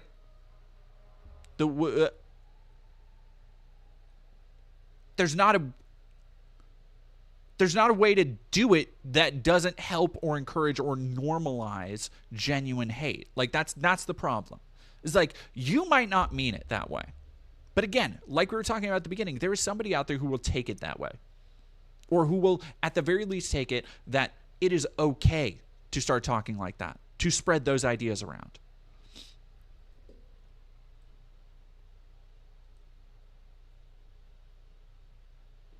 Conan Smoke. I found a channel that has the complete opposite community as this. You guys should do a debate. I don't do debates. I don't think they're useful. Bernice Panders, thank you for $5. I could write a book on my mom, but I'm too busy with my own terminal health. She died a year ago, but I'm still not free. She made sure I had no car. Jesus Christ. I am sorry, Bernice.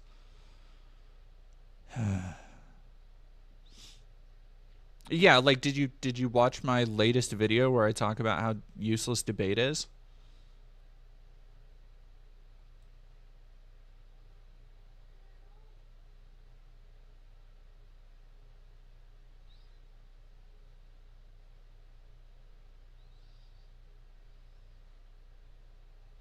Damn, yeah, left is kind of yikes.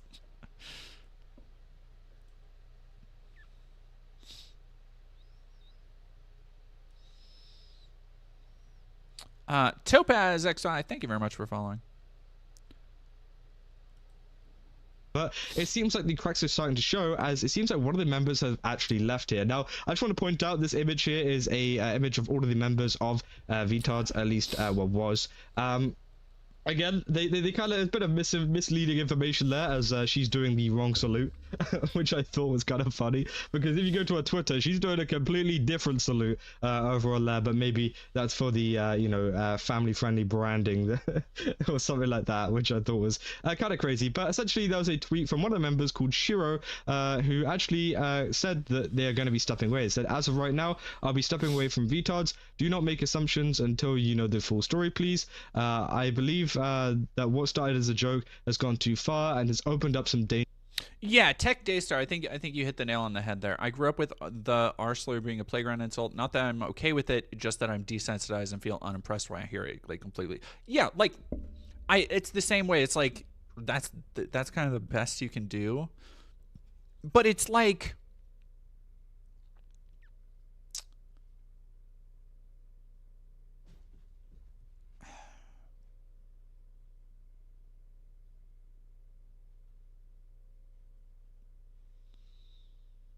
There is an element of uncreativity to it, I think.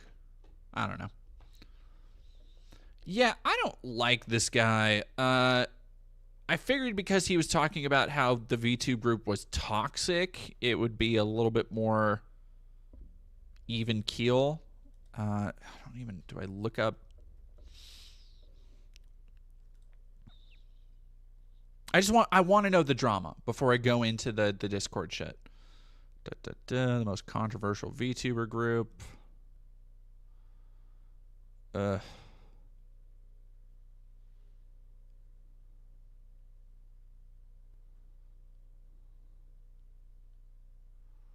don't know any of these people. Oh, our favorite Rev says, Desu, don't be ashamed. You're not a Nazi. Parenthetical, problematic. Oh, Flabberjiggles. I don't know who you are, but VTard controversy explained in 2 minutes. That's what I'm looking for. Oh, hello. If you're chronically on, sorry, we have a special guest on the broadcast today. Hello, Kibben. Lady, stop it.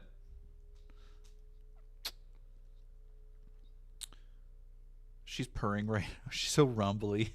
She's so wombly. Oh my baby. Oh my baby. Lady is unhappy. Hey. Shush. I will give you pet too. I will give you pet too. Stop it. Being a brat. You're being a brat. Do you need to go in the kitchen? 1,000,000 years of dog jail. 1,000,000 years of dog jail. online VTuber fan like myself, there's a chance you might have heard of a group called VTards. On July 9th, VTuber Akemi Karai announced that she was forming a non-corpo VTuber group comprised of the worst anti-woke bigot VTubers. So who is Akemi Karai? Well, she's unsurprisingly transphobic and homophobic. Apparently she's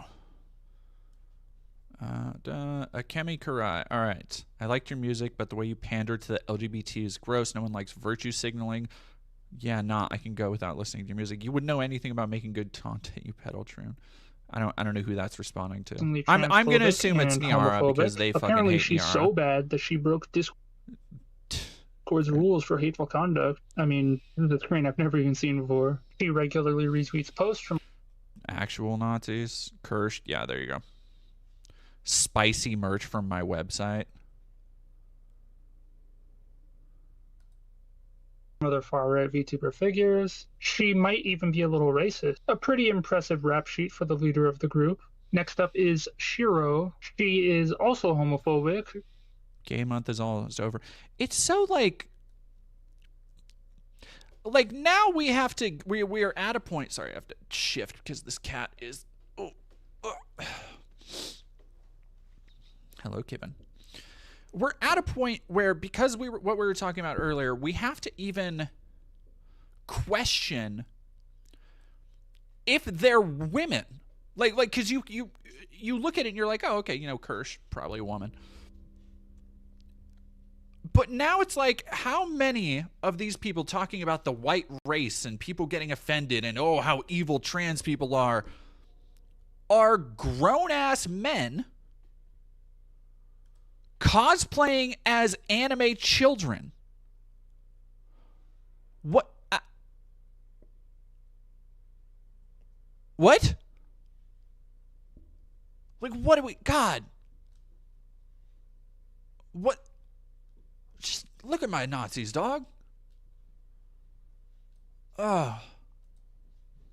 Transphobic, pro-ICE, I guess, and she similarly retweets posts from far-right V-tweeters. It's her. All right, I don't know this Flabberjiggles guy, but we're gonna follow them. Science is really into transphobia. Like, there's way more than this. But... Oof! All right, you're going too fast, buddy. All right, here we go. Autogynephilia, not dysphoria. This person needs mental help, not surgery. If they get bottom surgery, they will never experience that feeling and lose all ability to orgasm at all. Not true. This shit is sad, and I can't believe we as a society entertain this. Don't. Okay, yeah. Way more than this, but it seems redundant. If trans people are real men and real women, why do they plaster the trans flag on everything? what? It. If trans people are real men and real women, then why do they plaster the trans flag on everything? I've heard because I'm proud to be trans, but yet at the same time, you say you are a real man / real woman. Yeah. What?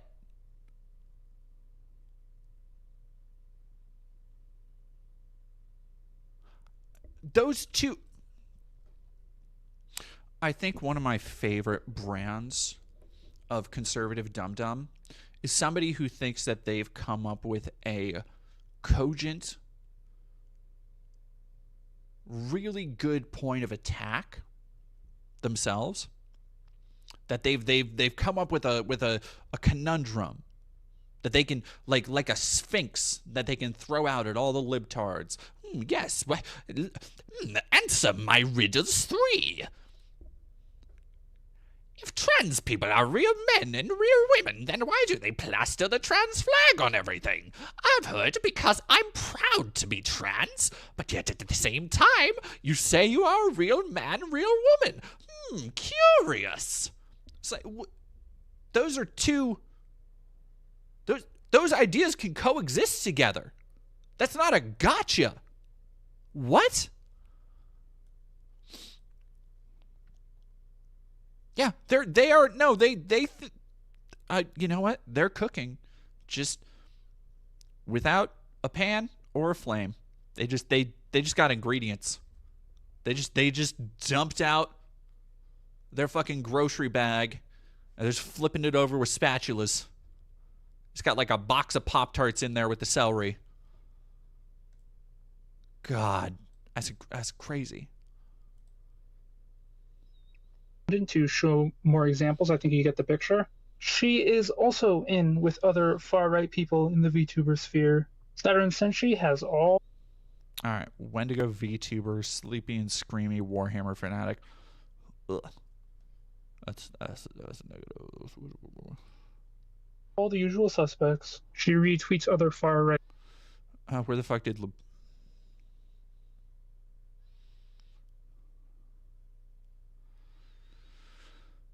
Democrats weaponizing videos to win brownie points. Their kid make me sick. Vile, disgusting, Look, chat. I think we were talking earlier about how a lot of these things become more normalized in these like nerd adjacent anime spaces. One of the things that I think is so much more normalized is cringe, where they view cringe as a kind of sincerity. They view it as authentic to go out and legitimately call people heretical, because I guarantee, as the person's bio said, that they're a Warhammer fan, that's what they're talking about. Like, they might be doing some Tradcath cringe, they're probably doing 40k cringe. And it's the same kind of cringe that leads to like the Nazi Miku meme, where she is like, we're gonna fucking kill all you motherfucking trans people. And the meme is just AI anime girl lolly AMV music videos. Like, it's cringe. Like, it doesn't make you look cool or badass or intimidating. It may be in your spaces where, again, none of you go outside or see the light of day, but to the rest of the world, they see that shit and they can't help but laugh. Also, Kirsch not really beating the allegations popping up here a lot with actual Nazis. It is sobering to figure out how lame Nazis are. I'm gonna let you know a little secret. They're all like this. They are all this cringe. They are all this fucking embarrassing. Like, Ryan Sanchez and his dumbass goons who went to CPAC and harassed Amanda Moore last year all wore like this shitty dollar store SS Gestapo cosplay. Like, they all had the same like long black leather jackets and gloves and shit, because they thought it made them look like the SS. And it's like, no, it just made them look like they raided their grandpa's fucking closet. Like, it is so cringe, but the only reason that they refuse to see that is because they egg each other on. They're like, no, dude, it's actually super fucking cool that you're a grown-ass man who pretends to be an anime child online. Yeah, that'll really own those transes. Fighting a Hobbit. Obligatory, that's where the fuck is your chin panel from the Preacher comic is my phone background. Remember the Kekistan idiots? Oh, wow, Kekistan. Now that's vintage. That is a fine vintage. Woo! That's some Sargon shit. Queer Cranium, my girlfriend likes painting 40K minis. Many such cases. No, I don't have a problem with 40K. Like don't take this as me having a problem with 40K, because I really don't. It's just like there is a lot of weird overlap. The amount of people who will post memes sincerely, be like, not sincerely, they're making jokes, but the way that they will approach real world topics. You know what it's giving? You know what it's giving? This is going to piss off some libs in my audience. I know it is. When Nazis and dipshit reactionaries who don't go outside, who don't spend any time in the real world interacting with people, when they go into like trans people's profiles, or they post memes about like killing heretics on Twitter, and they draw themselves as the buff Chad Space Marine, that is the like Nazi equivalent of like when like MSNBC brunch libs will post a meme that's like that was, past tense, Ruth Bader Ginsburg is like Princess Leia or something, saying like resist, or posting like Darth Trump shit. It is this just such a incredibly again, it goes all the way back to this fandom ideology of consuming and then seeing the world through the lens of fiction, because you yourself are removed from those material circumstances. You yourself are probably fine, even if other people aren't. You just know that there is this nebulous thing that you disagree with, and you are better able to frame that to yourself and thus to other people through the lens of this fictional landscape. Notorious RBG is so true. So true. Ma, thank you for $5. Maybe to them being a Nazi is a batch girl anime.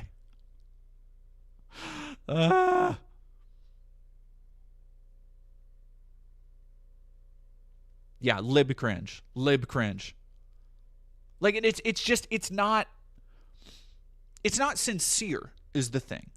Like there is a genuine sincerity some people have in fandom, right? And it will come through in more impassioned arguments and more impassioned content. But so much of this shit is just like, it's recognizing, it's lizard brain. It's recognizing iconography because, hey, I saw that movie. It's like, hey, that's Thanos. I know Thanos. He was the bad guy. It's Tim Pool shit. That's what it was. It's Tim Pool shit. Where Tim Pool had that one fucking debate or conversation with somebody, and halfway through he's talking about, oh god, I don't even remember what the fuck he was talking about. But I will never forget. Was it with Sam? Oh, was it with Sam? That's so fucking good. There's a clip, and if anybody can find that clip, I'll watch it real quick, because it's the perfect example of like that cringe consumption brain, where it is him not even really trying to explain a concept. He's just referencing a piece of media. He's just like, hey, you know how it's exactly like that. Because, oh, God. It was him being like, yeah, the bad guy in this Marvel movie, he was actually doing that thing. So, yeah. And it's like, and Sam Cedar gave the best comeback to that, which is, I don't care. What the fuck are you talking about? Yeah, Sam Cedar was like, I have no idea what you're talking about. Sam the goat. The goat. All right, thank you, Gay Ghosty Prince. Copy. Yeah, let's watch that real quick. Yeah, utilitarianism Thanos. Yep. Oh. This is gonna recharge my berries for the rest of the night. This is a good one.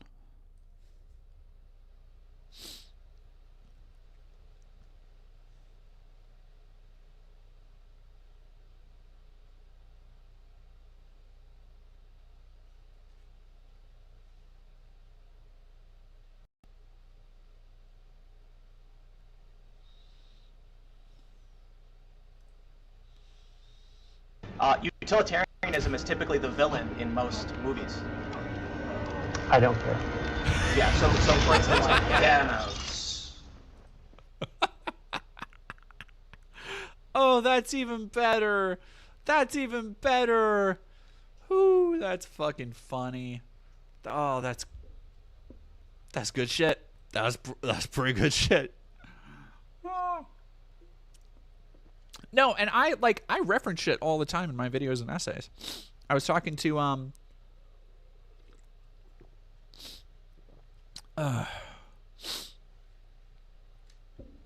it's what was it? It was oh no, somebody fucking people have been, because my Jubilee essay kind of popped off a little bit. I've been getting a lot of new viewers from it, but a lot of people come into my video, and I hate it so fucking much when people come into my space and they're like, God, you should have cut the first 10 minutes of this because you're not even talking about the thing the video is about.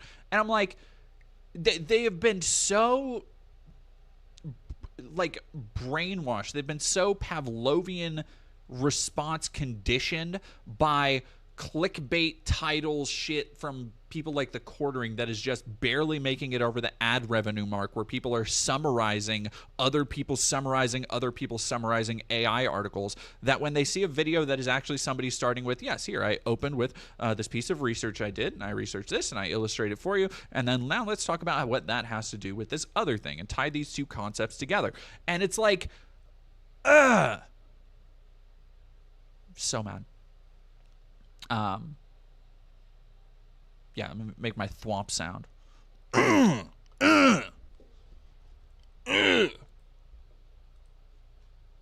V-tweeters, transphobia, Islamophobia. Islamophobia.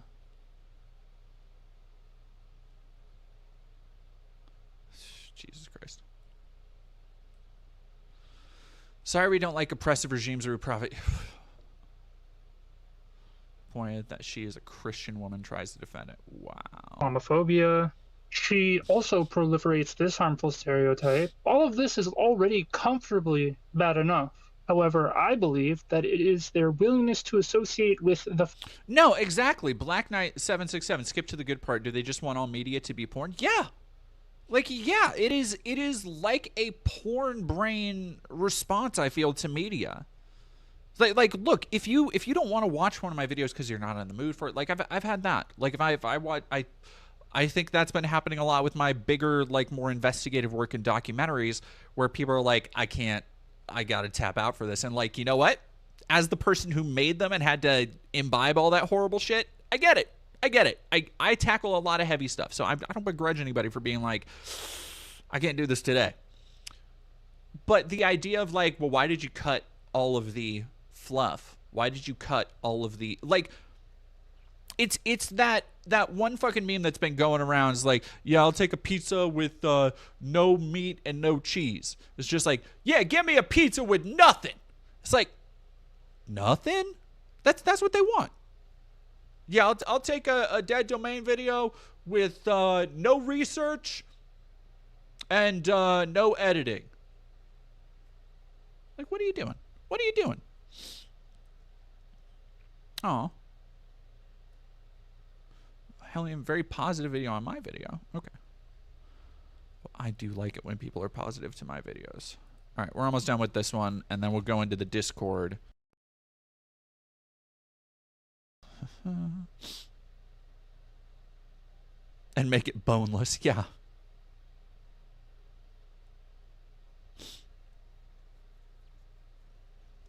Two boneless pizzas. They want everything to be Duke Nukem forever. Quite literally, Duke Nukem forever. Yeah, JMV in academia, kids are turning into AI slop as articles.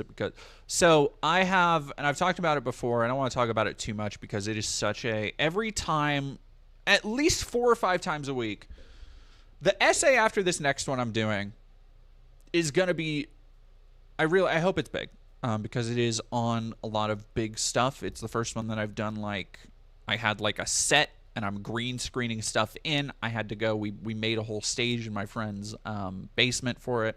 Like a lot of stuff. And the one I plan to do after that is on AI and how it is quite literally dehumanizing us. And probably about 4 or 5 times a week, I come across an article in either a journal or a news article or a Substack or something that I just throw in this Google Doc I have as I'm writing it, because I don't have time to like fully extrapolate the effects it all has. It is such a big ecosystem it's created, and it's not a single pronged issue, right? Because you have, like, when you talk about people turning in work using AI in academia, yeah, like the end result is that now you have people who are graduating who are not actually learning anything. But then you have to like take a step back and realize, like, okay, well, let's look at the machinations we've created that have not only enabled that, but encouraged that. The idea that, like, you're not going to fucking use these degrees anyway because the job market is so shit. You're already paying off of it forever. You're not going to remember all this shit. You're not going to apply it in whatever job if you do get your foot in the door on something. And so there are so many aspects of that to talk about with that too. But the idea of the idea that like 15 years ago, parents were all up in arms and afraid of like, texting lingo is going to make kids dumber and less literate. And now they're like, kids aren't going to be able to fucking speak to each other. They're going to end up speaking through ChatGPT, who are just going to create models of speech for them based on the things that they consume. And the things they consume are going to be recommended to them based on the data that's collected. And all the data that's collected is going to be recommended to them, or is going to be stripped from them from the day they're born based on everything that's shoved in their face from the fucking cradle. Like,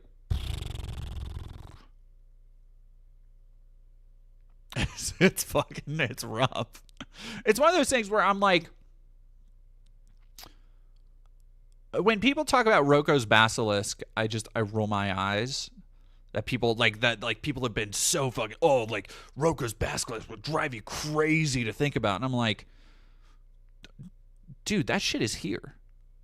Like the shit that you actually need to be worrying about and thinking about that will drive you crazy if you think about it too long and how it's all fucking tied together.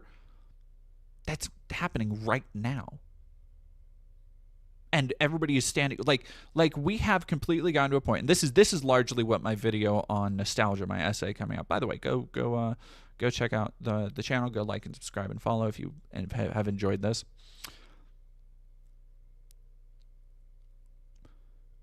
People are just used to the idea. These ideas that just exist on the periphery of all of our experiences. You are used to the idea that as a baby, you will get a little golden book, a little $5 golden book that might have now Spider-Man or Black Panther. And we just take it as completely normalized. How sinister that really is. Because Disney, there isn't a fucking executive at Disney who's like, you know what, we want to teach good life lessons to kids. We want to write the next Fables. No. When they are putting licensed characters in these children's books, what they are doing is investing in that kid so that by the time that kid's 5, they'll want their parents to buy Fortnite V-Bucks so they can get the Spider-Man skin. By the time that kid's 10, they'll be begging their kids, I want a Spider-Man themed birthday party. By the time that kid's 22, they're going to have their own baby shower.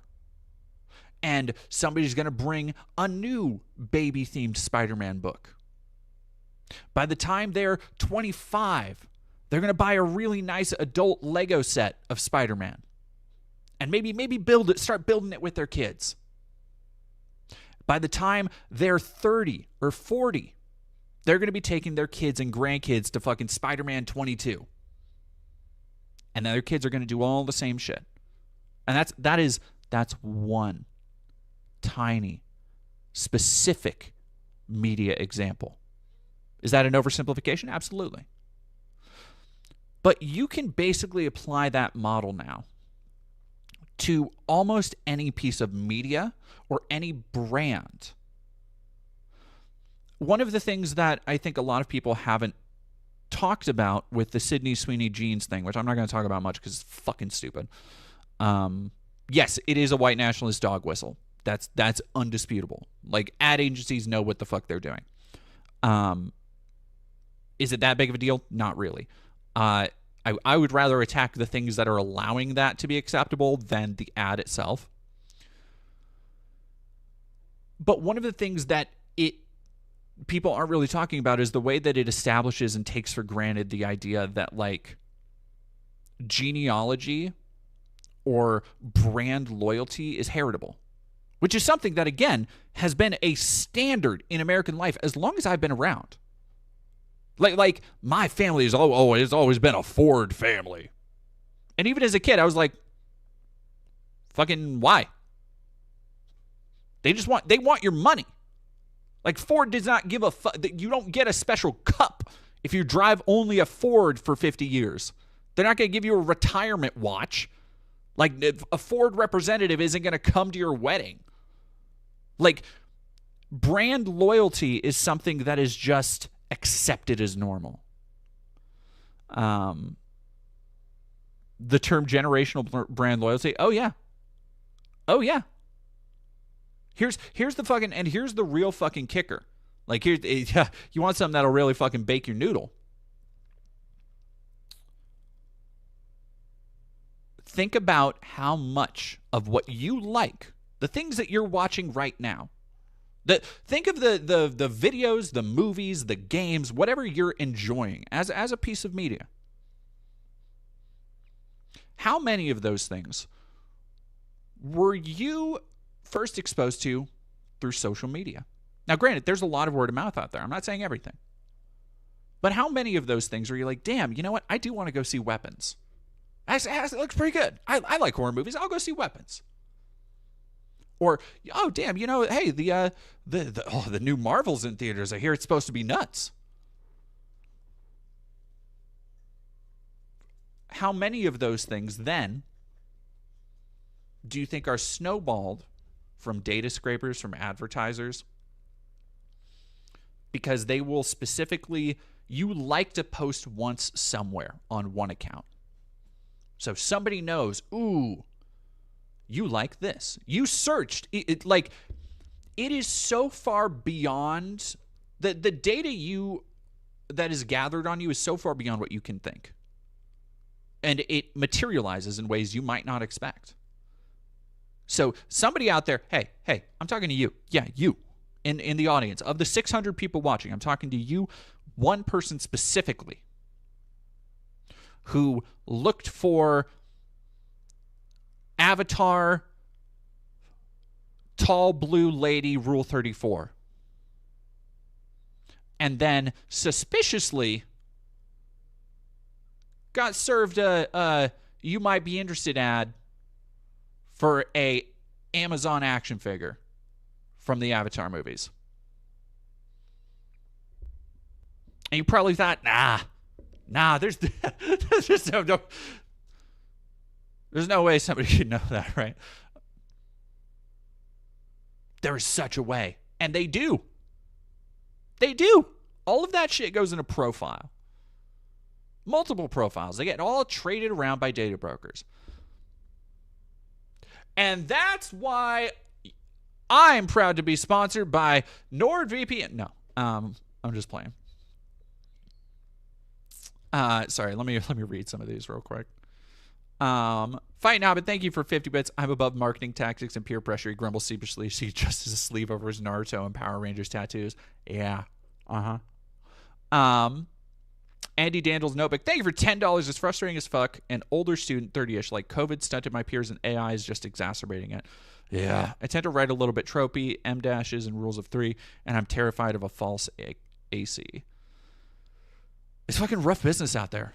Like, it's rough business. And here's the problem is that I think so many people are going to kind of lose faith in artistry and creativity when they see, like, what the fuck is the point? Like if somebody can get a degree using just slop, why should I try? Why should anybody try? Ma, thank you for $5. My nightmare is that we won't be connected to anything anymore. We will access all facets of social and technical life through AI, like MMBM, but dumb. Yeah, that's part of the thing I'm talking about.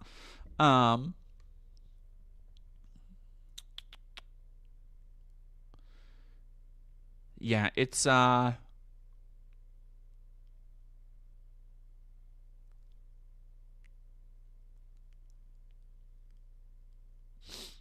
Avatar: The Way of Goonie.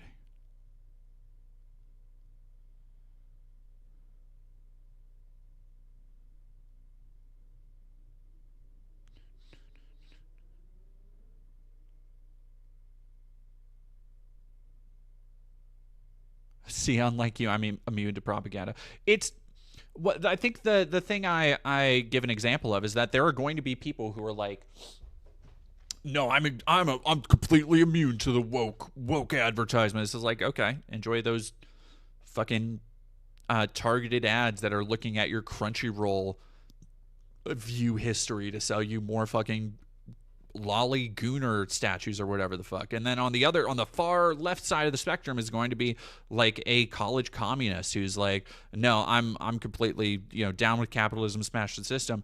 And it's like, okay, as you fucking listen to Kendrick Lamar on your iPod after he played at the Super Bowl, one of the biggest advertising fucking orgies of the year. It's like, this stuff is not escapable. I think the real madness comes from the fact that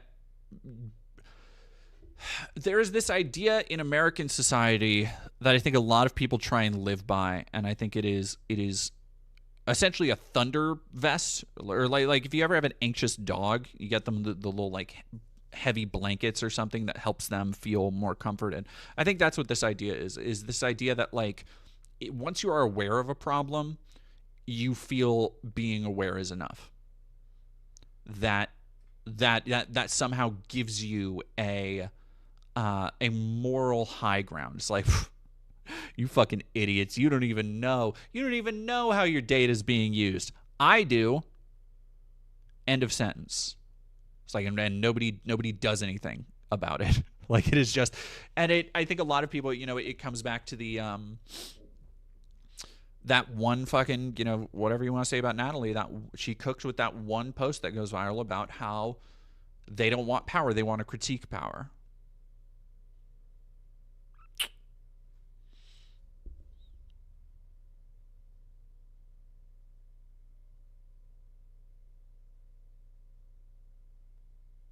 Oh, I get anti-woke shit on my videos all the time. It's so funny to me. I do wonder how much ad revenue just like through the pipeline, like I've been paid by fucking Charlie Kirk or Daily Wire.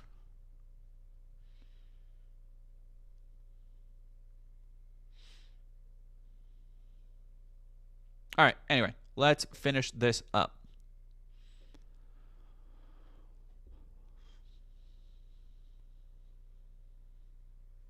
Final member of the group that is the most damning indictment.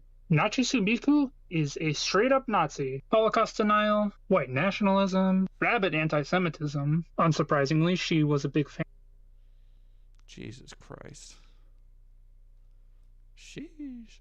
Carinal, thank you very much for $10. I met this girl on Omegle, talked to her on Kick, never exchanged any real-life information. One day I went to Facebook and saw her full name. I'd only seen her picture. This was 2010. I was terrified. Whoo, that's crazy. Although while that is crazy, while that is crazy, I think that might be more of just like a location-based thing. Because if you're meeting somebody, I don't know how close Omegle is, but like, oh no, Omegle is that was the fucking data roulette, or like the that's like a chat roulette thing, right? I thought that was is that a dating thing? So that could be anywhere in the world. Oh, that's fucking crazy. That's crazy. All right, I need to check my messages. Pookie texted me.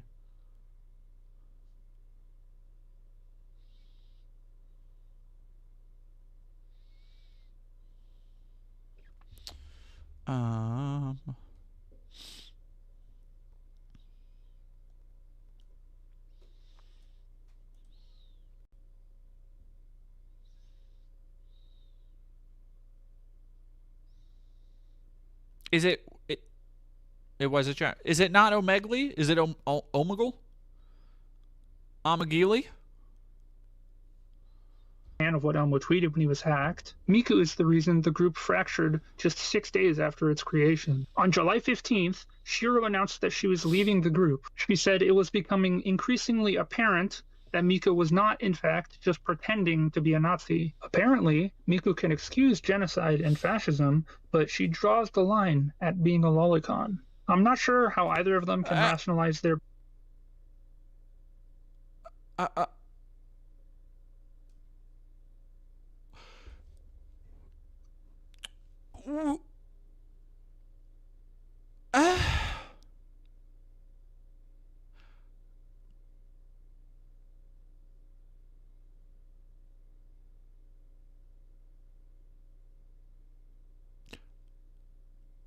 The mind reels to understand the concessions one must make to be okay with Nazism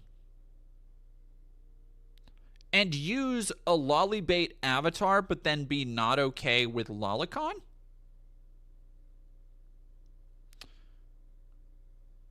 Or, inversely, to be okay with lolicon and to be okay with all of these other incredibly hateful racists and shitheads in this space, but then to draw the line when it's like, nah, actually, like when you're saying it a certain way, I don't like that. Oscar, what fresh held it? The freshest hell. The freshest hell. I don't know. It just seems a little arbitrary. You don't get why fascists are into lolicon? Why not? It's barely legalized child porn.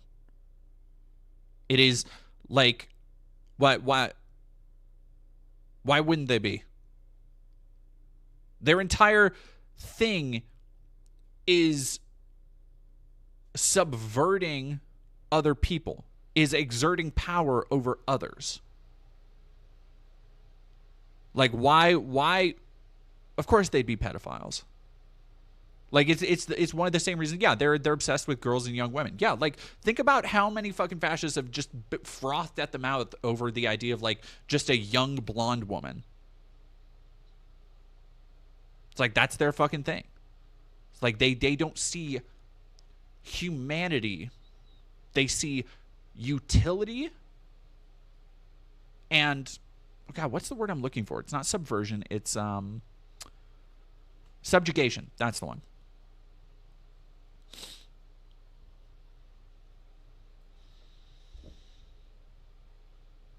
Yeah, there's a reason why so much of the fascist core on the internet is incels.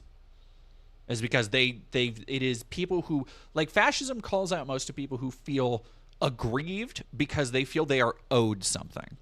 Not because, like, you know, I've gone through a lot of hard stuff in life. It is that they feel inherently they are owed a woman, they are owed money, they are owed a country and a fatherland and all this shit. And it's like, okay, but you didn't do. It's the thing.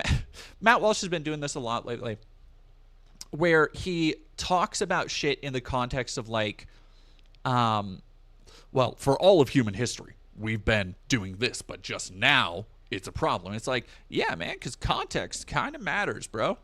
Like, it's kind of a fucking different dealio than all of human history. It's like, that's like saying, okay, well, for all of human history, we didn't have cars.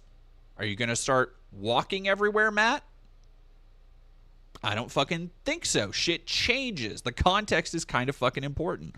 But it is still part of this fascist idea, or these ideas that appeal to fascists so much, of like historical relevance, of like appealing to history, appealing to the world that they made. And it's the same thing. I've talked about it before recently on stream, where I just get so, like, it actually pisses me off how many fascists are people who just want to claim other people, like, for all the effort and time they throw in to being mad about, like, oh, these people just they just don't want to work, they just want our money, oh, they just want handouts.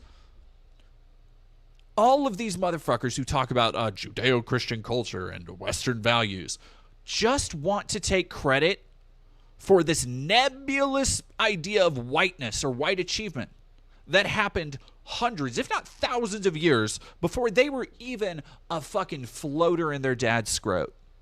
Like, before they were even an inkling of an iota of a molecule in any way. And they want to be like, yes, I did that. Yes, white people did this. It's like, okay, maybe some white people did that. You didn't do that shit. Why the fuck are you taking credit for shit like the wheel, irrigation ditches, indoor plumbing, space travel? First off, not just white people. A lot of other people did that shit. Muslim countries had insane feats of architecture and mathematics that conveniently a lot of white people like to fucking forget about. And the same is true for Mesoamerican cultures, for indigenous cultures who had entire towns, cities, civilizations. The idea that, like, achievement is somehow uniquely white, and that is like our birthright, is so fucking stupid. I hate it.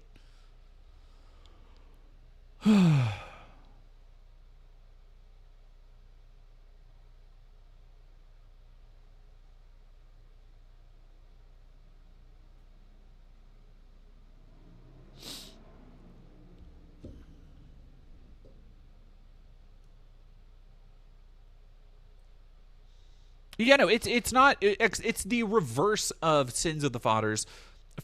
It's achievements of the fathers. Like, it is, which again, very funny.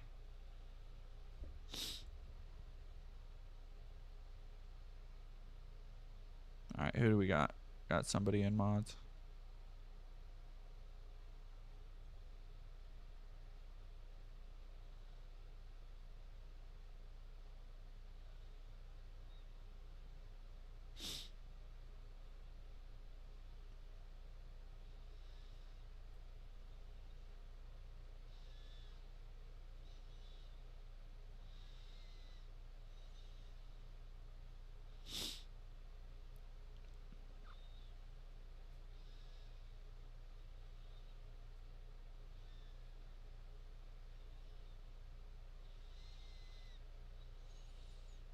Did I miss it?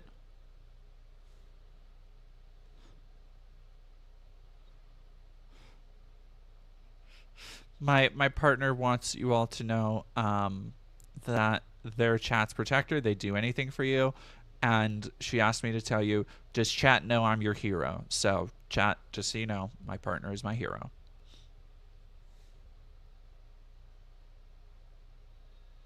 What is wrong with you people? Yeah, just ban Blackflip 341. Nekemi, thank you very much. Nekemi. Thank you very much for $5. Also like to claim a lot of Jewish stuff, then dismiss us as being, yeah, of course, yeah.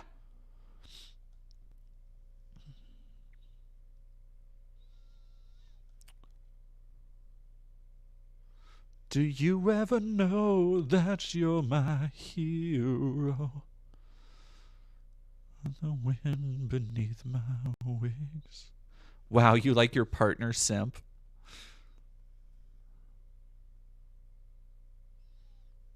That's funny. Okay, anybody saying smegma in my chat gets banned. Stop being fucking weird.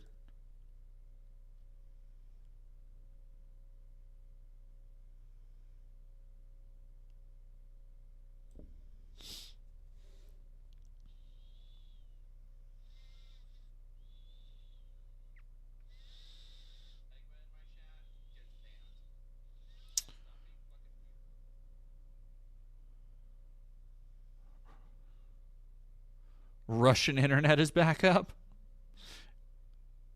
Aw, they just said they love me. Is everything okay over at Fundy Fridays? What happened at Fundy? What happened with Jen?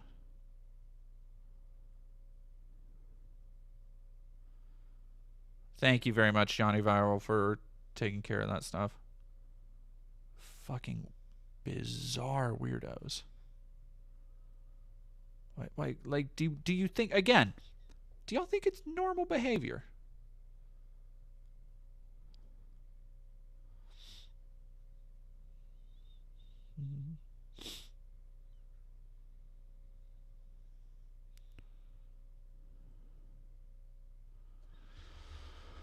I have no idea what's happening.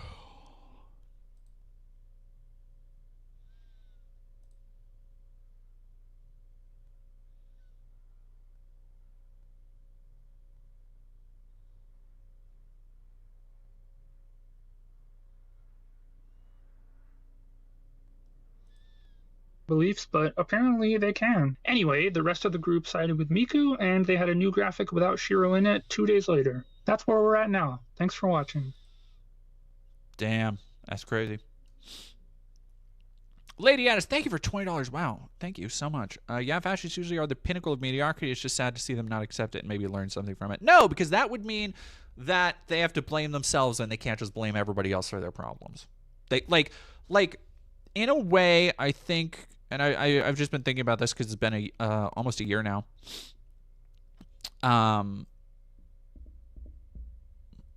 The Synthetic Man video. Synth has been such a perfect example of the online weird fascists poll that they have. Actually, I need to lock in for an eBay thing.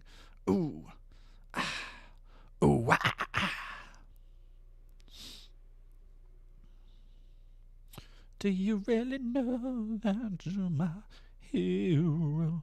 God damn it. Who got that song stuck in my head? But yeah, it is this like you have to like find other people to blame for your shit. You cannot be taking credit for your own failings. That's why, you turn to the reason I don't have a job or a girlfriend or any prospects in life, it isn't because I'm a fucking loser. It's because of the Jews or the woke or the blacks or whatever. It's like whatever. Okay. Sorry, I need to filter. Okay,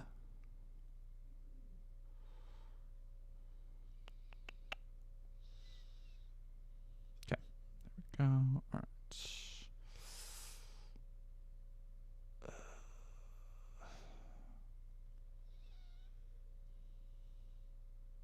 Yeah, I don't care that much for him.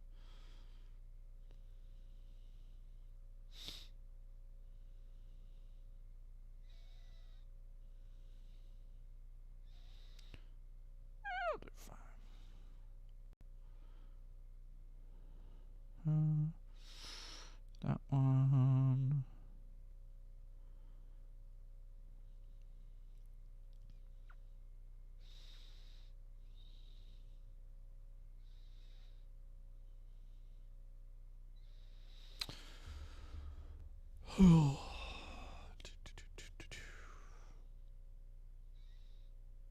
Hell yeah, Ollie Espinoza. Would I do a Baphomet cosplay? Probably. I don't see why not. I'm just glad I have a valid reason to hate Disturbed. Aside from their last couple albums, am I fucking right up high? Faye, thank you very much for $5. Been really enjoying your streams lately. Thank you. Thank you. All right, let's go. Yeah.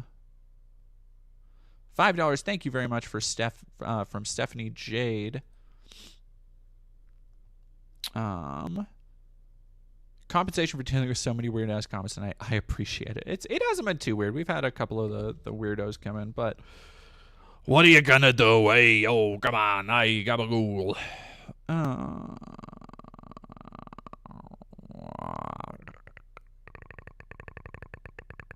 Some of you freaks would like that.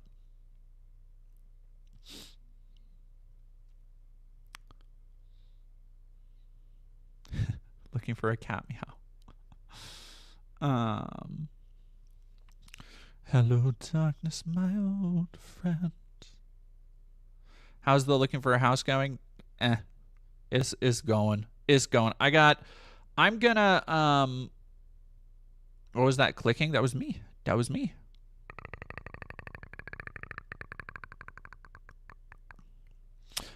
So I have to go. Oh. All right, so Peden is online. Dead Domain is online. Naughty Woomba. Run Button is streaming. I love Run Button. But I understand that might not be y'all's entire thing. Do we want to go say hi to Peden? I was planning on streaming until like 10 or 11 my time, so I had planned to stream a couple hours more. If I get back at a reasonable time, I might still. But right now, I do have to go help out a friend with something. So if y'all, first off, like, subscribe, follow, do all the things. I super duper appreciate it. I do all this full time. Yeah, give it the Ko-Fi links and all that stuff. And be sure to give also to both Tori and Naomi.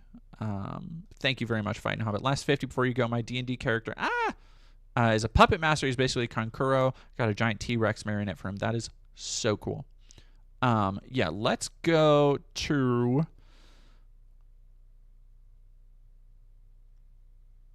Yeah, go say hi to Peden for me, and I will be back, if not tonight, I will definitely be back Sunday, and we will probably try and actually chill out a little bit more. And I hope y'all have a wonderful rest of your night, and I will see you later. Keep an eye on the channel.